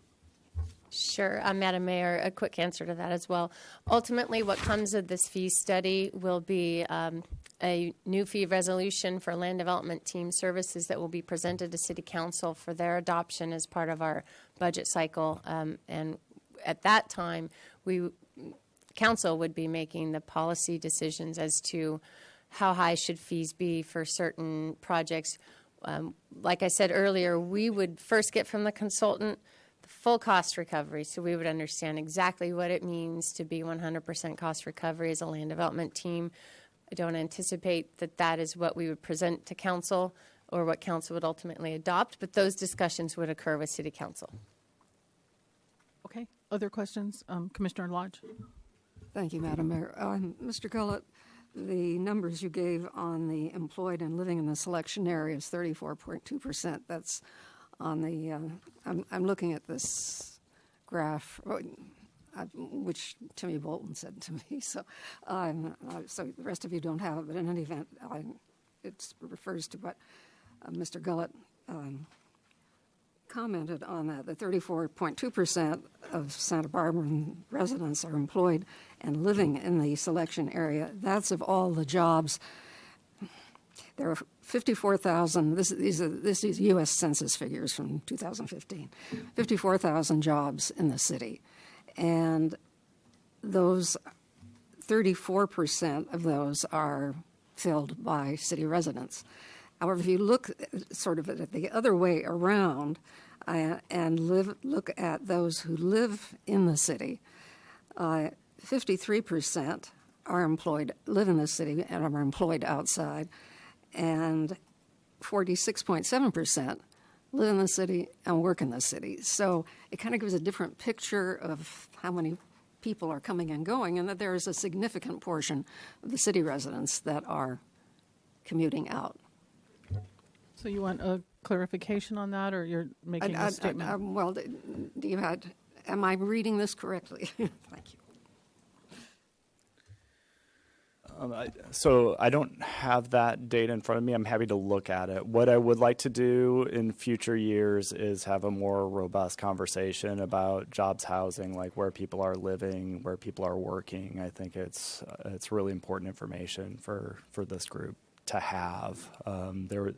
There was some information in this, but I would like it to be more robust next year. Okay. Thank you for that, then. Question? Question? Ms. Wiscombe? Did you have questions too? Commissioner Mayor, Higgins? Just a point of order question? Yes. We have some members of the audience that are anticipating decisions. So just how are you planning to proceed? As soon as we were done with questions, there's been a request to speak on this item from Ms. Gott, and her opening comments didn't have to do with what we're talking today. So she's going to get 4 minutes.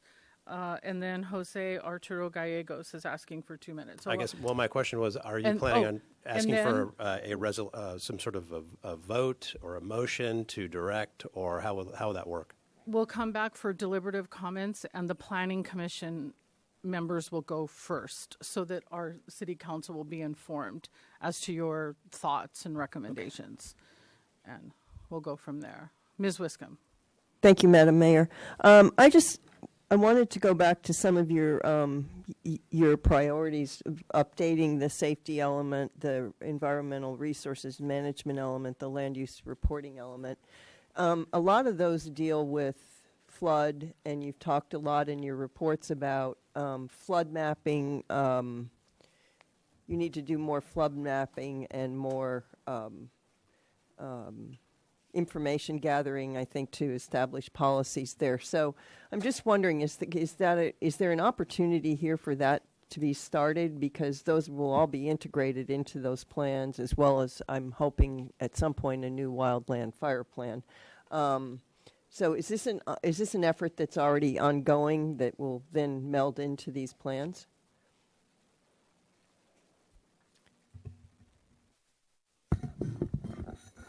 Madam Mayor and Commissioner Wiscombe, these are not currently on our work program to do, but we have identified them as items necessary when we do update those elements. But currently, our plate is full with what we're working on right now.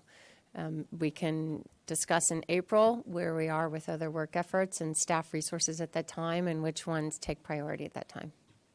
Okay, because we've done the LCP land use plan update, so a lot of that information from the coastal zone is already there in terms of that, and I just wondered if you had continued it inland to, particularly in light of the upcoming winter and the anticipation of more rain, but. Right, there is definitely some logical work efforts to carry forward from what we've done on the LCP, both in terms of environmental resources management and the safety element.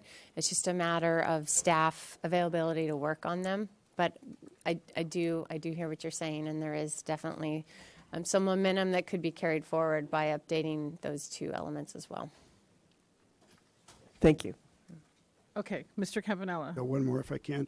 On the, just so I'm clear, on the buffers that are established, they're all online now that somebody could see if their property has an overlay. Is that correct? That's correct. And I want to be clear. I use the term buffer, but it's really a screening tool. There's no, it's just for someone to know if a property is within 50 feet or 100 feet of a historic resource. That is the point of the map. It doesn't say that it's reviewed any differently. It's just information. I just want to be clear about that because I think there's been some confusion about what that means to be within, say, the buffer of one of those properties or the and then radius. Second part, if I can, how is the 50 feet is measured from where to where? Building to building, or what is? I mean, is it building? I'd have to look. I can't recall if it's okay. It's from the property line. Oh, right, because the building footprint could change, so it's the property line. So if I have a 50-foot wide lot that I'm on, and there's a historical resource 50 on the next lot, which is also 50 feet wide, right? So, am I the only one that's in the buffer, or is the neighbor on the other side of me in the buffer as well? Because his property line with me may be within 50 feet of the property line of the historical resource.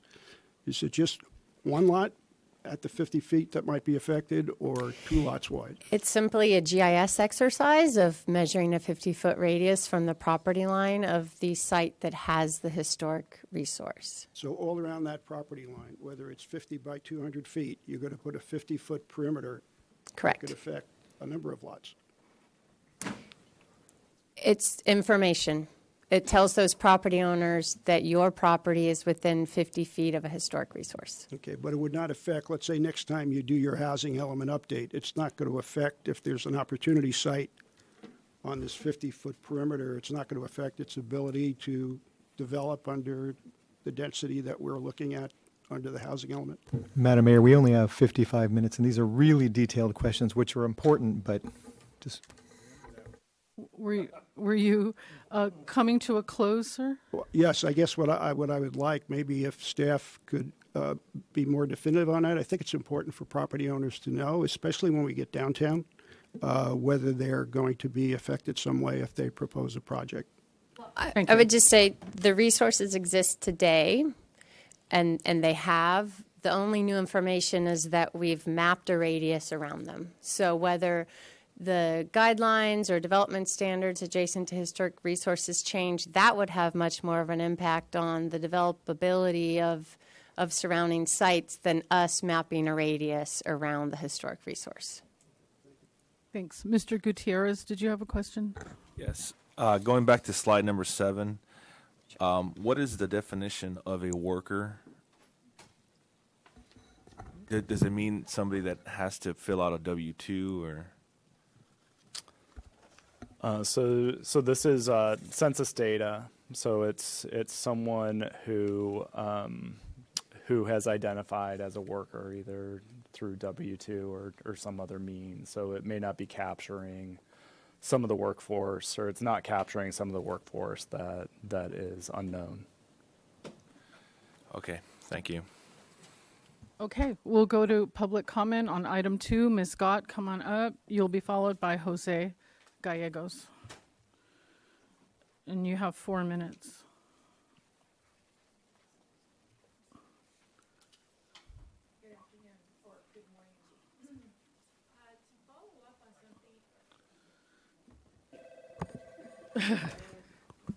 Okay, hopefully we can restart my minutes. Hi, good morning.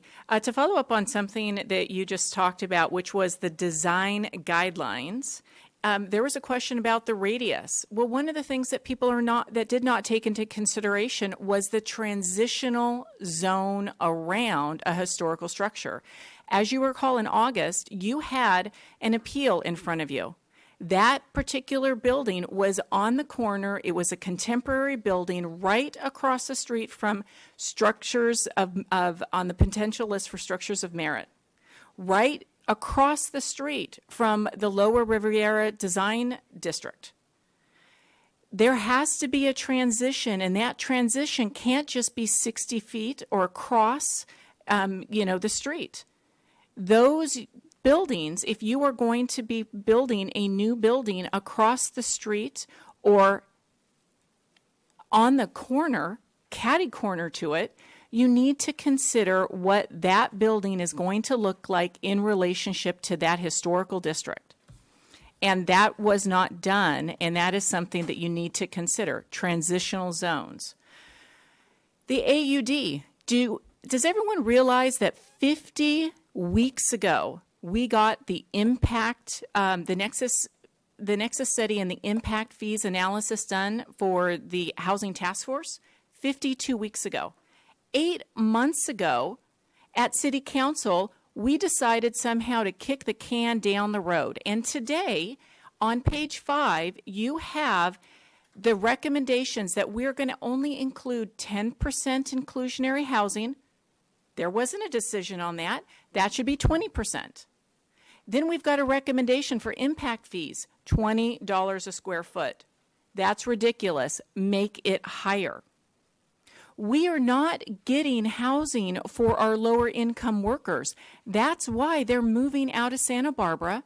And last week when I had to go to Los Angeles to take my mom to USC, we spent from Santa Barbara all the way past La Conchita and into the Ventura area looking at all of the traffic trying to get in, and in some cases it was completely stopped on Highway 101. There wasn't an accident. That's become the new normal because you are forcing your middle income earners and your residents out of Santa Barbara so they can commute in. And when that happens, they spend their money there. That's why your downtown in part is dying. And yeah, it's dying for a lot of reasons. The rents are too expensive. Any housing that you're going to put down there is going to be too expensive for renters. Your retail is being eaten up by Amazon and a lot of online retailers, and you focus on low-wage jobs in the tourism industry and in restaurants. When you have low-wage jobs, you need housing for those low-wage workers, and we're not building it. And we are sitting here today saying that it's going to be sometime out in the future that you guys will make a decision on AUD regarding impact fees or inclusionary housing, and you could have made it in February. You need to bring that back to the agenda, and you need to set aside money and housing now. You can make the decision that you want it at building permit, not at an accepted application, not at final permit approval, but building permit. That's where it needs to go. Please look at this letter. It has a lot of information on it. Thank you. Thanks. Mr. Gallegos?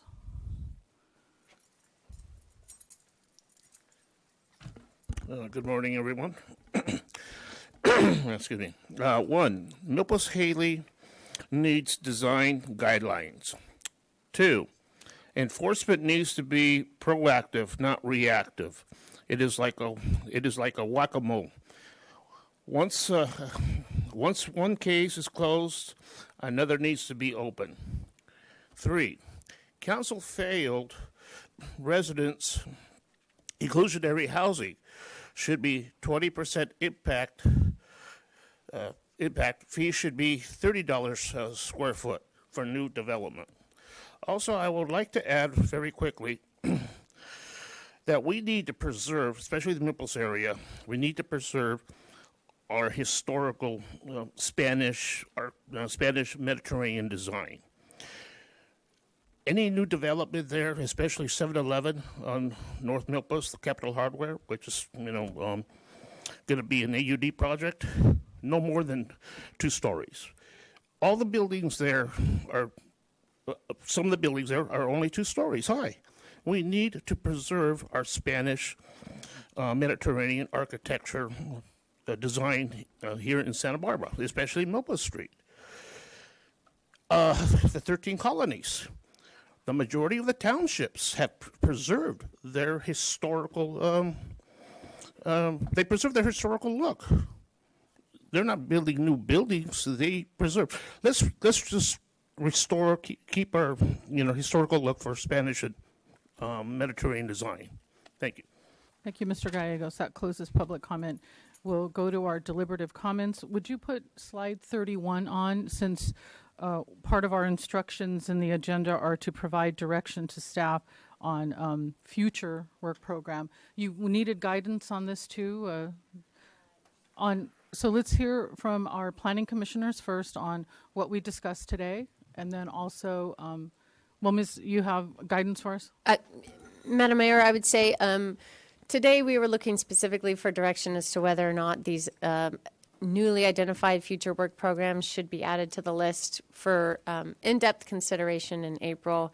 If there's general comments on the larger list, I'm happy to hear them today. We wouldn't be able to make any adjustments in our work priorities today based on that, though, but it would give us some advance notice going into the spring meeting of what's important to you.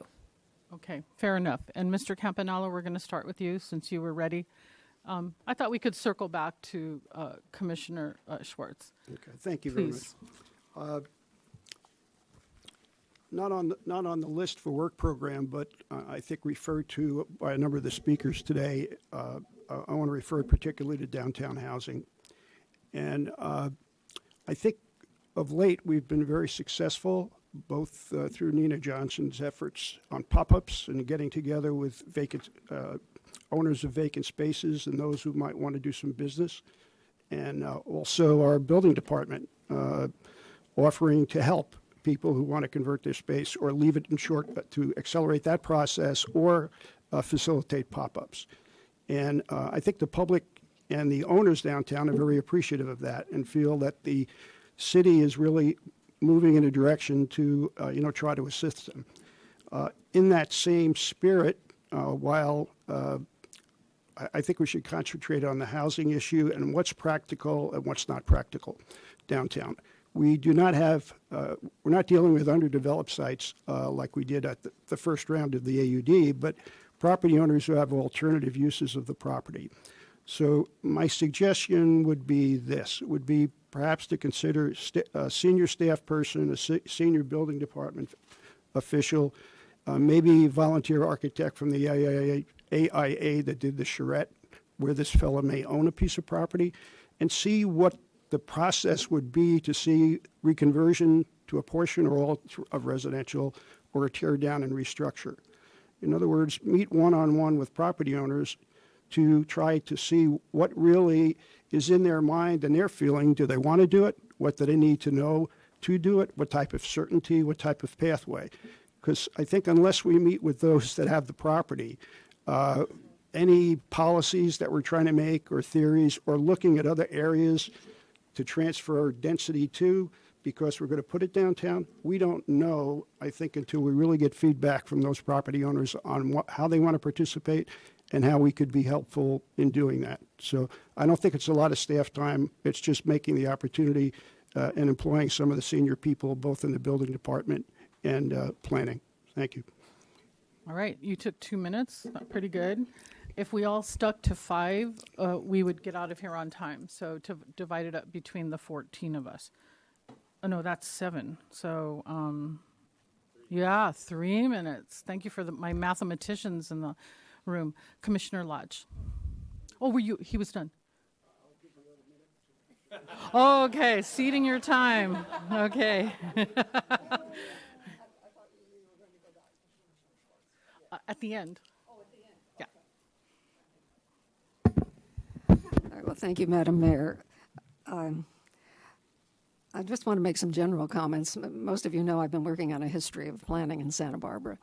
And over the years, starting in the 1920s when the very first general plan, master plan for the city was done, the planners have talked about how the city's economy is dependent on maintaining its high quality of life, on maintaining the views, on the relatively small town feel, and so on. And so when it says it's not in opposition to economic vibrancy, as the general plan says. I didn't get that stated the way that I hoped it would be originally, but economic vibrancy doesn't depend on growth, and we can have managed growth and careful growth which maintains the quality of life and have economic vitality at the same time. During the general plan update process, I suggested that extra high densities be given to commercial properties that were developed entirely as residential. Everybody thought it was a really good idea, but it never got, it was, staff seemed to think that the AUD program, incentive program, the way it was set up, would lead to that. Well, to that happening. It has with one project, 835 East Cannon Perdido, which is commercial and has commercial uses on it, and it is going to be all residential. A big help to this jobs housing imbalance. When I brought it up, Rob Dayton at the time said, well, it's a huge decrease in the amount of traffic if there's no commercial. And it's very advantageous in that regard. The reason that I think that people aren't doing that, going all residential generally, is because if they do, they have to have setbacks. Well, so they throw in a little bit of commercial, and then build to the property lines, which I think leads to much less livable developments. So I would like to see this, another look taken at that and seeing how that can be used to really make a dent in the jobs housing imbalance, because these projects coming before us with the commercial are creating new jobs. So I'm sorry Mr. Vincent is leaving, but we're really glad the Historic Resources Ordinance will be in draft form before he does depart. I'm really glad to see the inclusionary housing is coming along too. So I think the direction things are going is good. But I think we can do more with how we by making other incentives, perhaps, create more residential as against more jobs. Thank you. Very good. Commissioner Wiscombe, and you've already said you like you're encouraging completion of the safety element. So, I mean, go ahead, please. I was actually asking a question about if the flood elements of that could start earlier. That was my question, because they seem to be components of several of the recommended element updates. So I'm going to be very brief here. I agree that we need a kind of consolidated approach to downtown residential. Nina Johnson's done a great job in terms of getting the vibrancy of downtown going, but I think we need a Nina Johnson to lead an effort to do something with working on getting residential, particularly on State Street. And I think Commissioner Campanella's comments and Commissioner Lodge's comments were very good with regard to that. I just wanted to say thank you to staff on the AMP report. It was really, really thorough and included lots of information. I agree with Councilmember Rouse. I think we need more.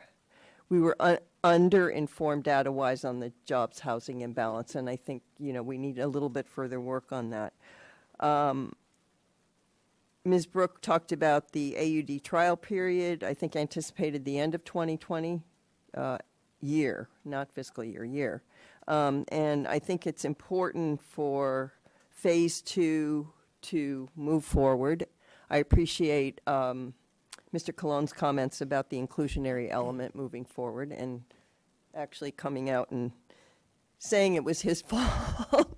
But I think that's great. I think that's really going to help. We've had a lot of controversy over that program. So, and I also appreciated Commissioner Schwartz's comments about the HCD grants, and I think wherever possible, and perhaps with the Milpa Street corridor design guidelines or other, if these grants include both transportation and housing, that we should really take a thorough look at those.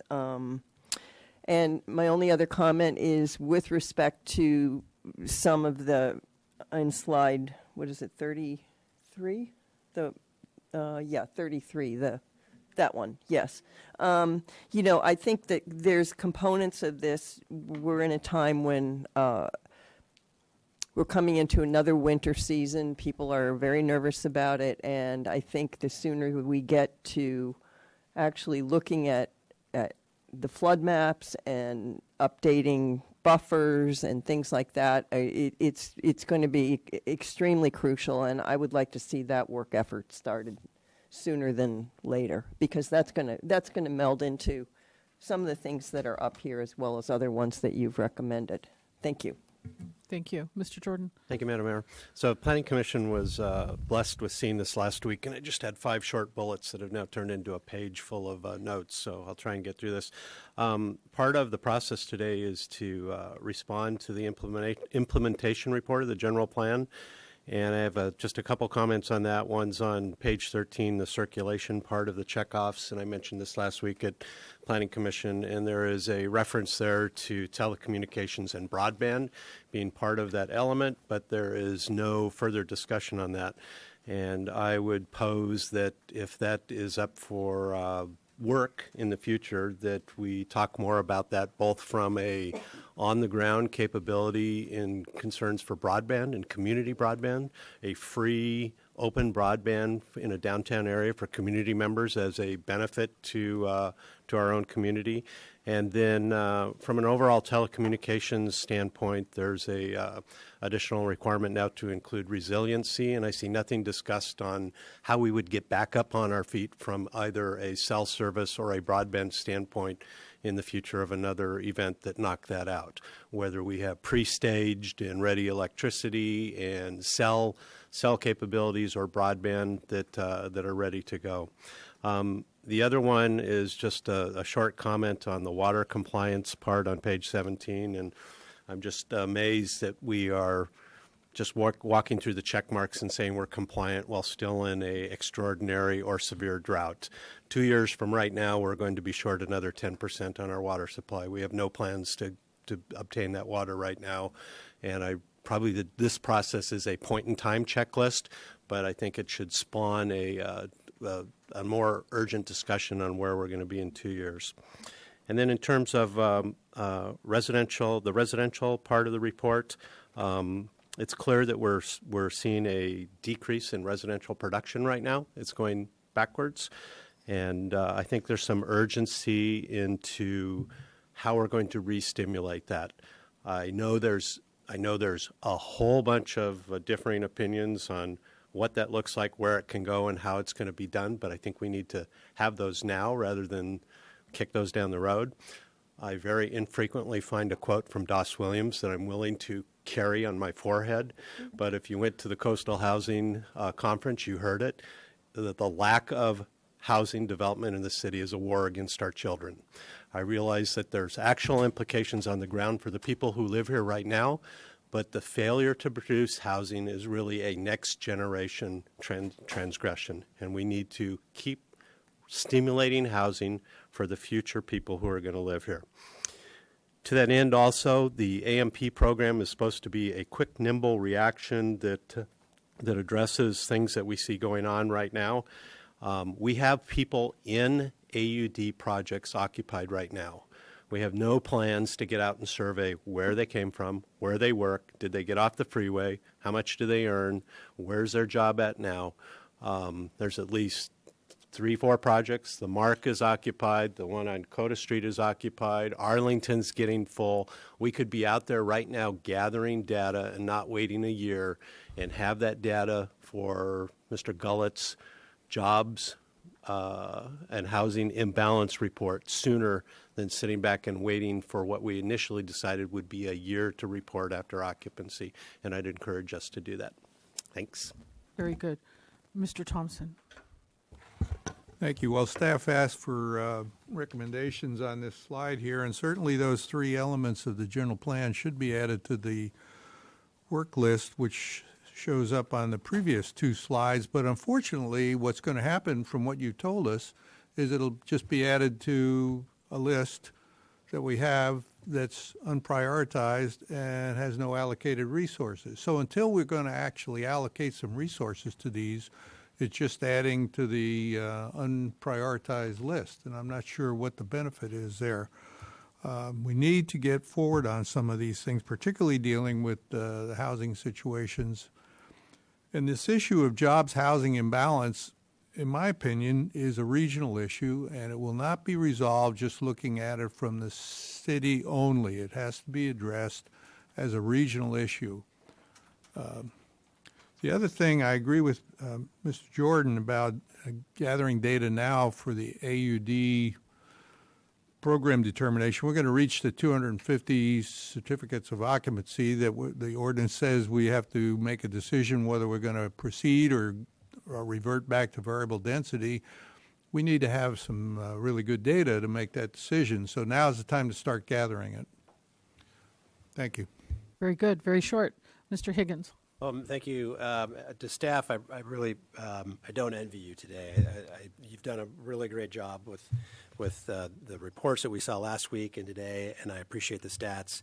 But you have a very difficult job. And Madam Mayor, I just would like, I would love it, and I think the audience members here would love it if if we all walked out of here and gave staff, made their life a little easier. So in that regard, I'd propose to you that I've been to 7 or 8 of these now, been on the commission for just one term, and there's a little bit of a Groundhog Day effect with regard to historic resources.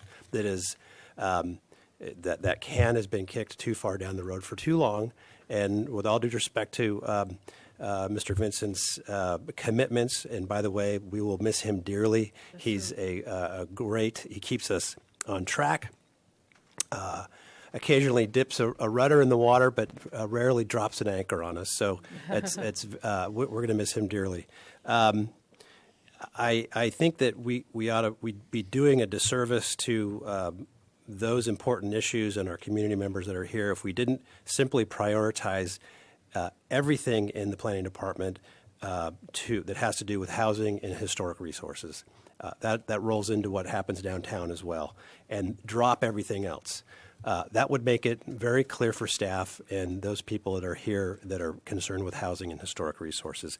And again, while I appreciate that these things are forthcoming very quickly, I don't have a lot of confidence that they're going to be solved that quickly by your council or our commission or our community.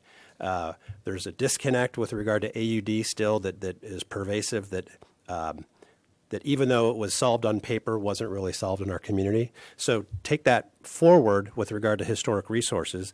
And, of all the things that we regulate at the local level, traffic, parking, environmental resources, coastal access, okay, historic resources and aesthetics are the most subjective parts of that. So that means that those ordinances and procedures that we try to put in place are going to be the most convoluted and complicated and difficult to land.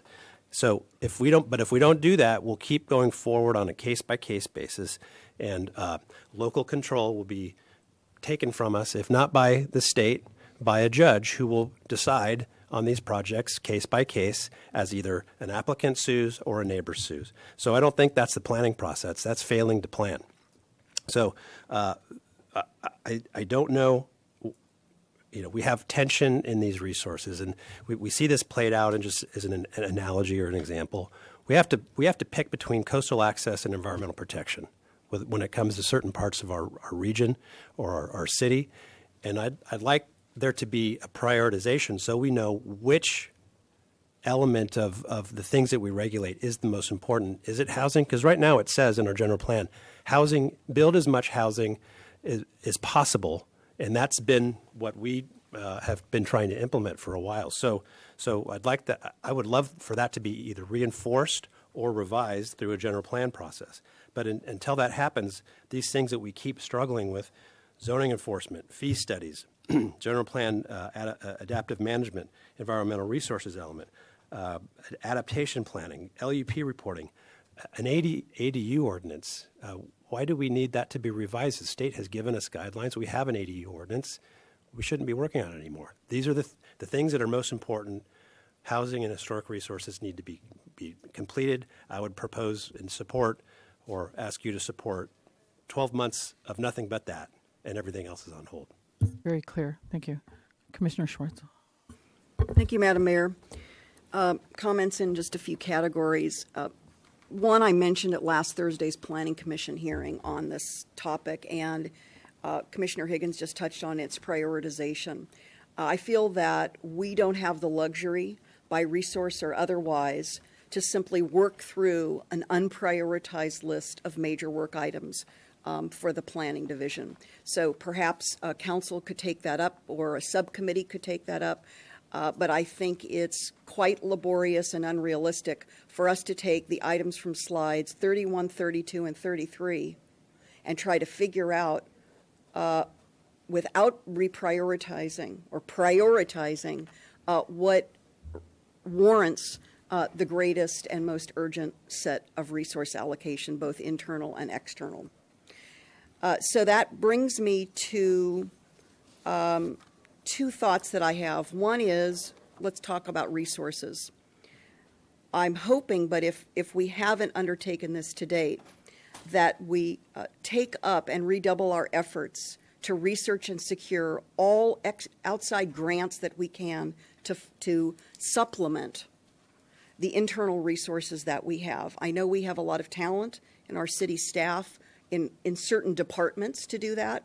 Public Works, I know, is outstanding. I don't know if we've done that much out of the Planning Division, but I think it's paramount now, because clearly from what Ms. Brooke has shared, we will not have the internal resources to address many of these very important work programs. Lastly, I want to talk about local control. I'm going to make a strong statement, and that is, if any of us think that we can further delay policy revisions, ordinance amendments, and reprioritizing anything pertaining to housing development, as though the state is not going to take notice, as though the state legislature is somehow going to kick back and rest on their laurels regarding the legislation that's been passed, that is not the case. That's not reality. And in fact, I sent, as Ms. Ostringer knows, I sent an email to her earlier this month with 5 new bills that Governor Brown signed last month that are all land use related. 4 Assembly bills and a Senate bill that will require new research, new education, and new application in the city. So the list continues. So with that, I think that most of what's on the list of these 3 slides are all really important. However, the reality is they need to be prioritized based on the feedback you've heard today and what council direction will provide. But having said that, I'm deeply concerned about us continuing to have local control eroded. There are a variety of opinions about what's gone on at the state. Our opinions are irrelevant. The state legislature will continue doing the work it's doing, especially with the most prominent housing advocates and activists in the legislature. So eyes wide open, and I think at the first hint that we are out of compliance with some of the new state laws, the state will intervene.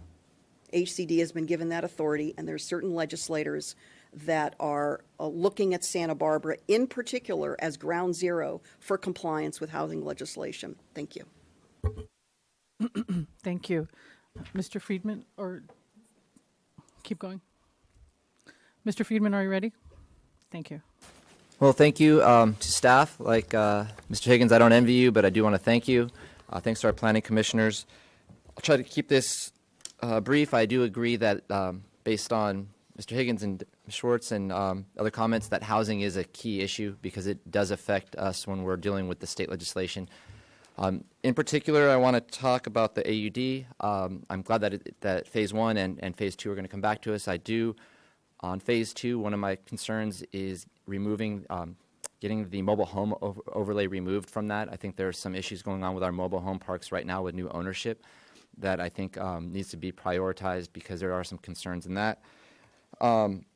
Also, in terms of AUD projects in the future, I just throw this out there. If we can get more information on this, possibly having those types of projects go before the Planning Commission for the in-depth review, because I think right now, as I understand it, you don't have that, and so you're more just giving comments on them, and it's turning more to our HLC and ABR, which is, I think, outside their scope, and I think that's more appropriate for the Planning Commission. So I think those types of projects going there. Also, I am intrigued by the public comment about the central business district and having it kind of working the downtown housing through that. So I'd like to get more information on what that would look like. Again, just getting information, whether or not we modify the AUD for the downtown corridor or we do something like that. It's kind of the first that's really been thrown out there. So interested in that. Again, getting the housing. Historic resources, we need to finish that. It's like we're in the fourth quarter and there's 2 minutes to go and we're taking a bunch of time out. So let's just finish that up because I went back and watched item 1 of the September 24th ABR meeting. We kind of went through all the different plan documents we have. And within that, I mean, it had the Milpas corridor was in there. And one thing I noticed when they showed the document that there was a Ford Pinto on the cover from the picture on the street. And so I was wondering, well, this is pretty old. And then they said it was done in 1982. And there's a lot of activity going on in that area. So that gets into the historic and the planning issues and housing. So I think that's important. However, I don't want to pile more things on, but there are 2 items that we haven't discussed today that I'd, again, like more information on, kind of going more towards April just to consider it. One is the Wildland Fire Plan update. I've talked with the fire chief about this. And the fire marshal, and it was last done in 2004. There's a lot that has happened climate-wise and others since 2004, and we can only expect things to get worse climate-wise. So looking at that and how we plan for those, I think is something that we just need to have that discussion. And then lastly, I will say that the constituents that spoke earlier about the issue of parking in the driveway, boats and cars, or small trailers and cars, I think that's an important issue, and it's Commissioner Lodge mentioned that the quality of life.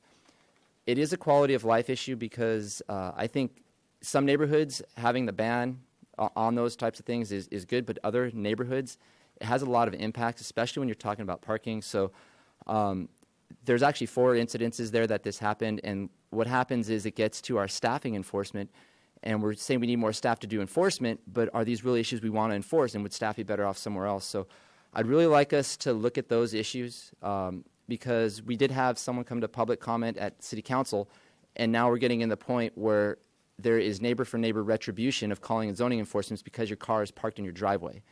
And so what I want to understand is what was the intent behind that, and is it outdated, and do we need to look at that again and get more information on that? So that's it. Very good. You're hanging around 3 minutes, 3.5. Very good. Mr. Dominguez. So I'm afraid we're not moving deck chairs on the Titanic. We're barely dusting them.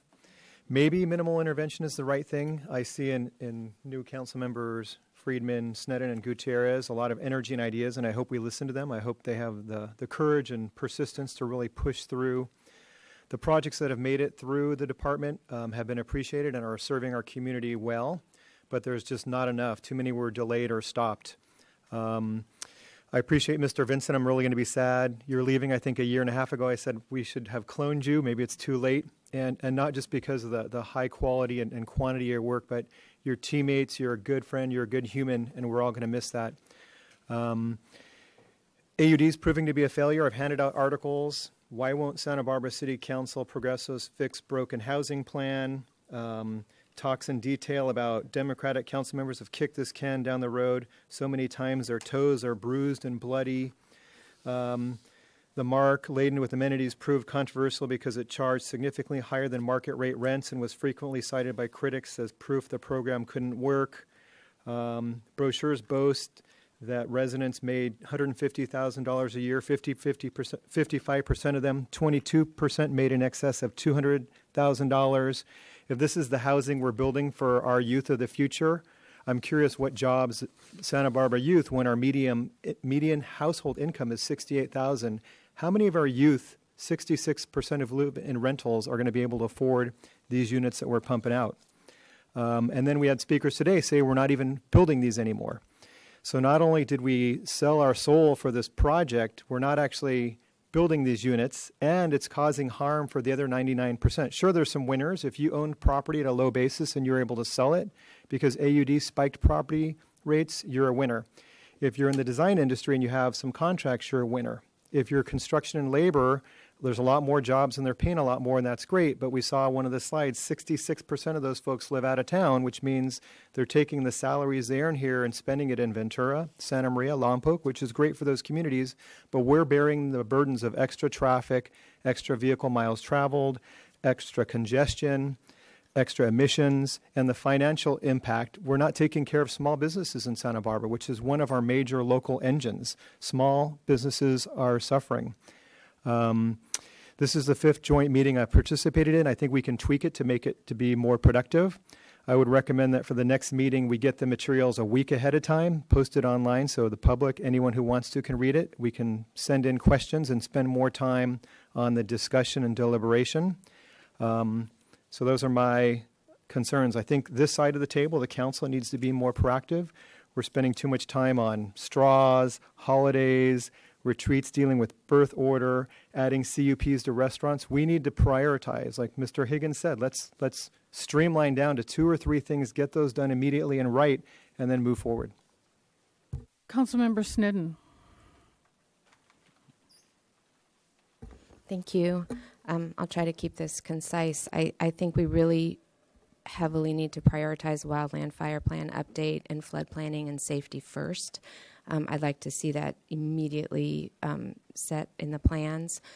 I think to Commissioner Jordan's comment about the war on youth, on our youth with housing, I think just building and building and building housing isn't really addressing that. Our schools are at basic aid. We're losing families. We're losing the ability to afford to live here. And I believe that the strongest way to address that is with inclusionary housing. I'd like to see that at 20% and to move quickly on that. As far as housing downtown and historic preservation, we are in constant tension between where we've addressed this donut or the shape of the donut or where it is. And I think it's in the wrong place. I think we're just going to constantly be in this tension with preserving our historic resources and that juxtaposed right up against where we're trying to put dense housing, and whether we have this screening of 50 feet, 100 feet. I think it needs to be more of a transitional zone. If that, I don't know, if where those overlays were, those high priority areas for density were maybe on the freeway side of State Street or moving from the freeway into town in a different direction. I just think we're constantly talking about this donut, and it will always put tension between those two. And I think that donut should be preserved and move away from that in a different creative way that we haven't talked about. I do think we really need data to understand who our workforce is and where they live, and more information on that housing. Again, when our schools are in basic aid, we're having a flight of families. And so if we're creating housing and it's for housing for people to come in to fill those jobs rather than for families and for our children and next generations, I don't think we're really addressing the issues we're trying to address. I don't see the current AUD program as a success. And I would like to see it seriously reworked. I'm looking forward to phase 2, but also phase 3 and looking more at general plan. I do agree with Commissioner Lodge that economic vibrancy does not necessarily depend on housing growth. If we're not careful with this, I think we degrade what it is that we have and is so desirable. Overall, I support the 3 recommendations from staff, but really prioritizing resiliency and safety. Those safety elements I see as the highest priority over where we're putting housing. It can help us determine that. I mean, all trends seem to recommend moving density away from high hazard areas and into more centralized zones. So I think that needs to be looked at.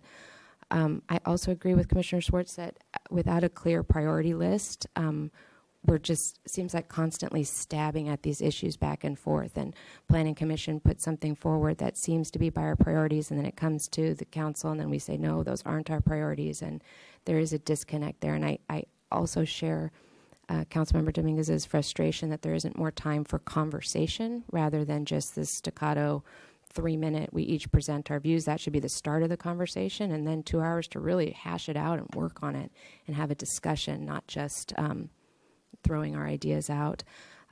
We need to take the short-term rentals seriously. I mean, that when we have such a tight housing stock, whatever can be done with that to limit that.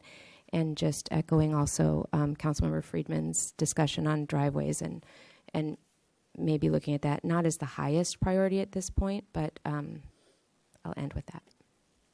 Okay, very good. Mr. Hart.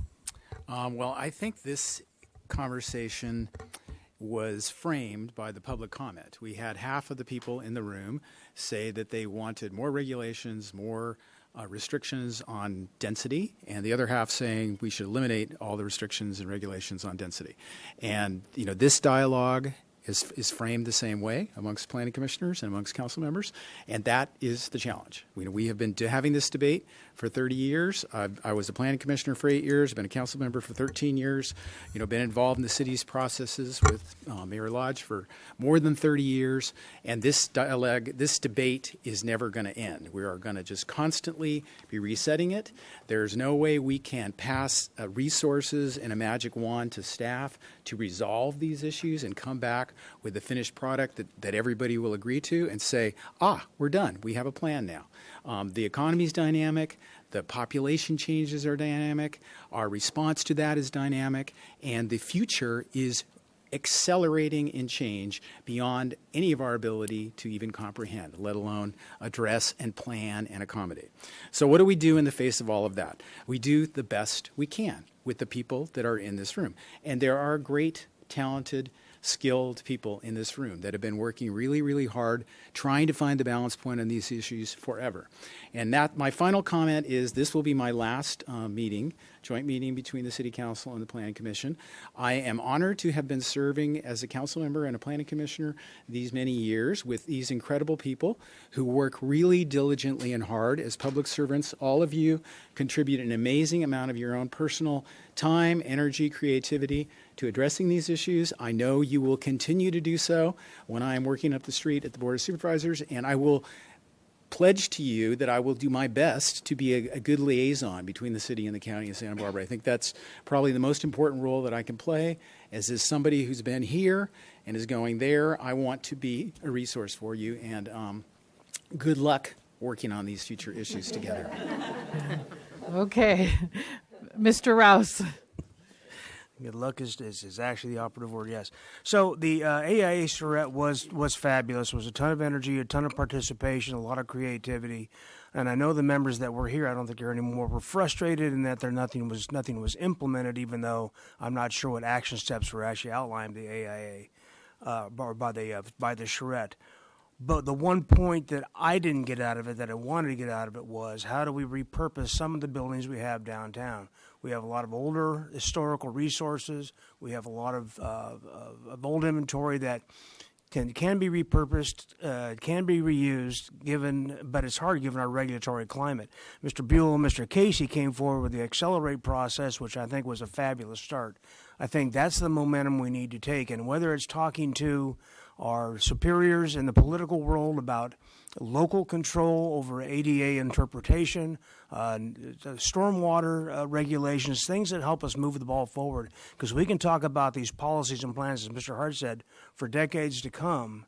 But if we keep adding on regulations, if we keep adding on per square foot mitigation fees and whatnot, we're not going to produce from the private sector the things that we're talking about here today. At some point, it's going to need to pencil out for the private sector to be interested in making these investments. So I think our ability to simplify going forward and to make it more friendly to do these kind of things, if we're really serious about developing and redeveloping housing, but saving the flavor of Santa Barbara, not building huge structures over parking lots, but maybe repurposing some of our older commercial buildings vis-a-vis offsets and other ways you could comply with ADA requirements, might be the key to what we're doing. It might be a lot more efficient than doing another arcane policy that we're going to be here the next few decades talking about with Mr. Hart's out of office again. So there we go. Thank you. All right. Thank you. Councilmember Gutierrez, your comments. Thank you very much. I'm really concerned about the amount of people that live here. There's thousands of people that live here that aren't traditionally workers that are reflected in the census, and I'm worried about those thousands of people and how that data would change if you were to consider them. And I feel like obviously we should do more to be able to provide housing for our workforce. And I understand that the AUD project has some problems, but I feel that if we build more, then that creates more of a supply, and it'll bring down the demand. I feel that it should be 20% inclusionary housing. I also feel that if a developer wants to limit parking, then they should have the resident not own a vehicle and provide some other form of transportation for them. I also agree with what a lot of the city managers that spoke at the AIA event a few weeks back, and how they're encouraging building in the downtown area, and how that was able to make the housing situation in their cities better. And that's all I have to say. Thanks. All right. Thank you very much. My comments are that I'm glad the historic preservation aspect is moving forward. December is pretty close. The AUD amendments are coming back to the City Council on December 4th. That's right around the corner. And I do support us adding an inclusionary provision and making that clear. It was a minimum of 10% was what the Housing Task Force came forward to. So we're hearing people support more. I have faith that we can balance the need for housing production with respect for the historic resources downtown and on State Street. And we need to work at it, but we can get there. I think the charrette had mapped out historic resources and places where housing could go. We do need to continue that conversation. And that's what I had. And there's just a little bit of time left. Ms. Brooke, if you want to do the marriage counseling thing where you reflect back what we said. Oh, I think I heard you say, no. Just two things that I did. I do want to clarify because we did receive public correspondence and some comments today about the Wildland fire plan. And so I had forwarded those requests to the acting fire chief, and his response is that they recognize that it's on their list of things they know that they would like to update, and they're currently seeking funding sources for that. So that would be an effort led by the fire department. And then the second point is I hear and I appreciate your feedback about these joint meetings and how we can make them better. And I do want to try to, if we can, going forward, make them more of a roundtable discussion, and so we'll talk about how we can do that going forward, especially as we get into the spring one and we really roll up our sleeves and talk about work priorities and the pros and cons of moving some efforts ahead of others. And I appreciate hearing from at least the majority of you, or those who did make the comments with respect to housing, and really putting our resources and efforts into housing that can take a variety of forms, whether it's actually putting efforts into increasing the allowed density downtown, pushing for design guidelines that are wanted. All of these things can surround the topic of housing or development in general. Any type of infill housing development is always a challenge for decision makers. So I hear that, and we will try to continue moving those towards the top of the list as much as we can with the resources we have. So, thanks. Did you? Thank you, Mr. Gullet and Ms. Brooke. Thank you to the Planning Commission and my colleagues. This meeting is adjourned.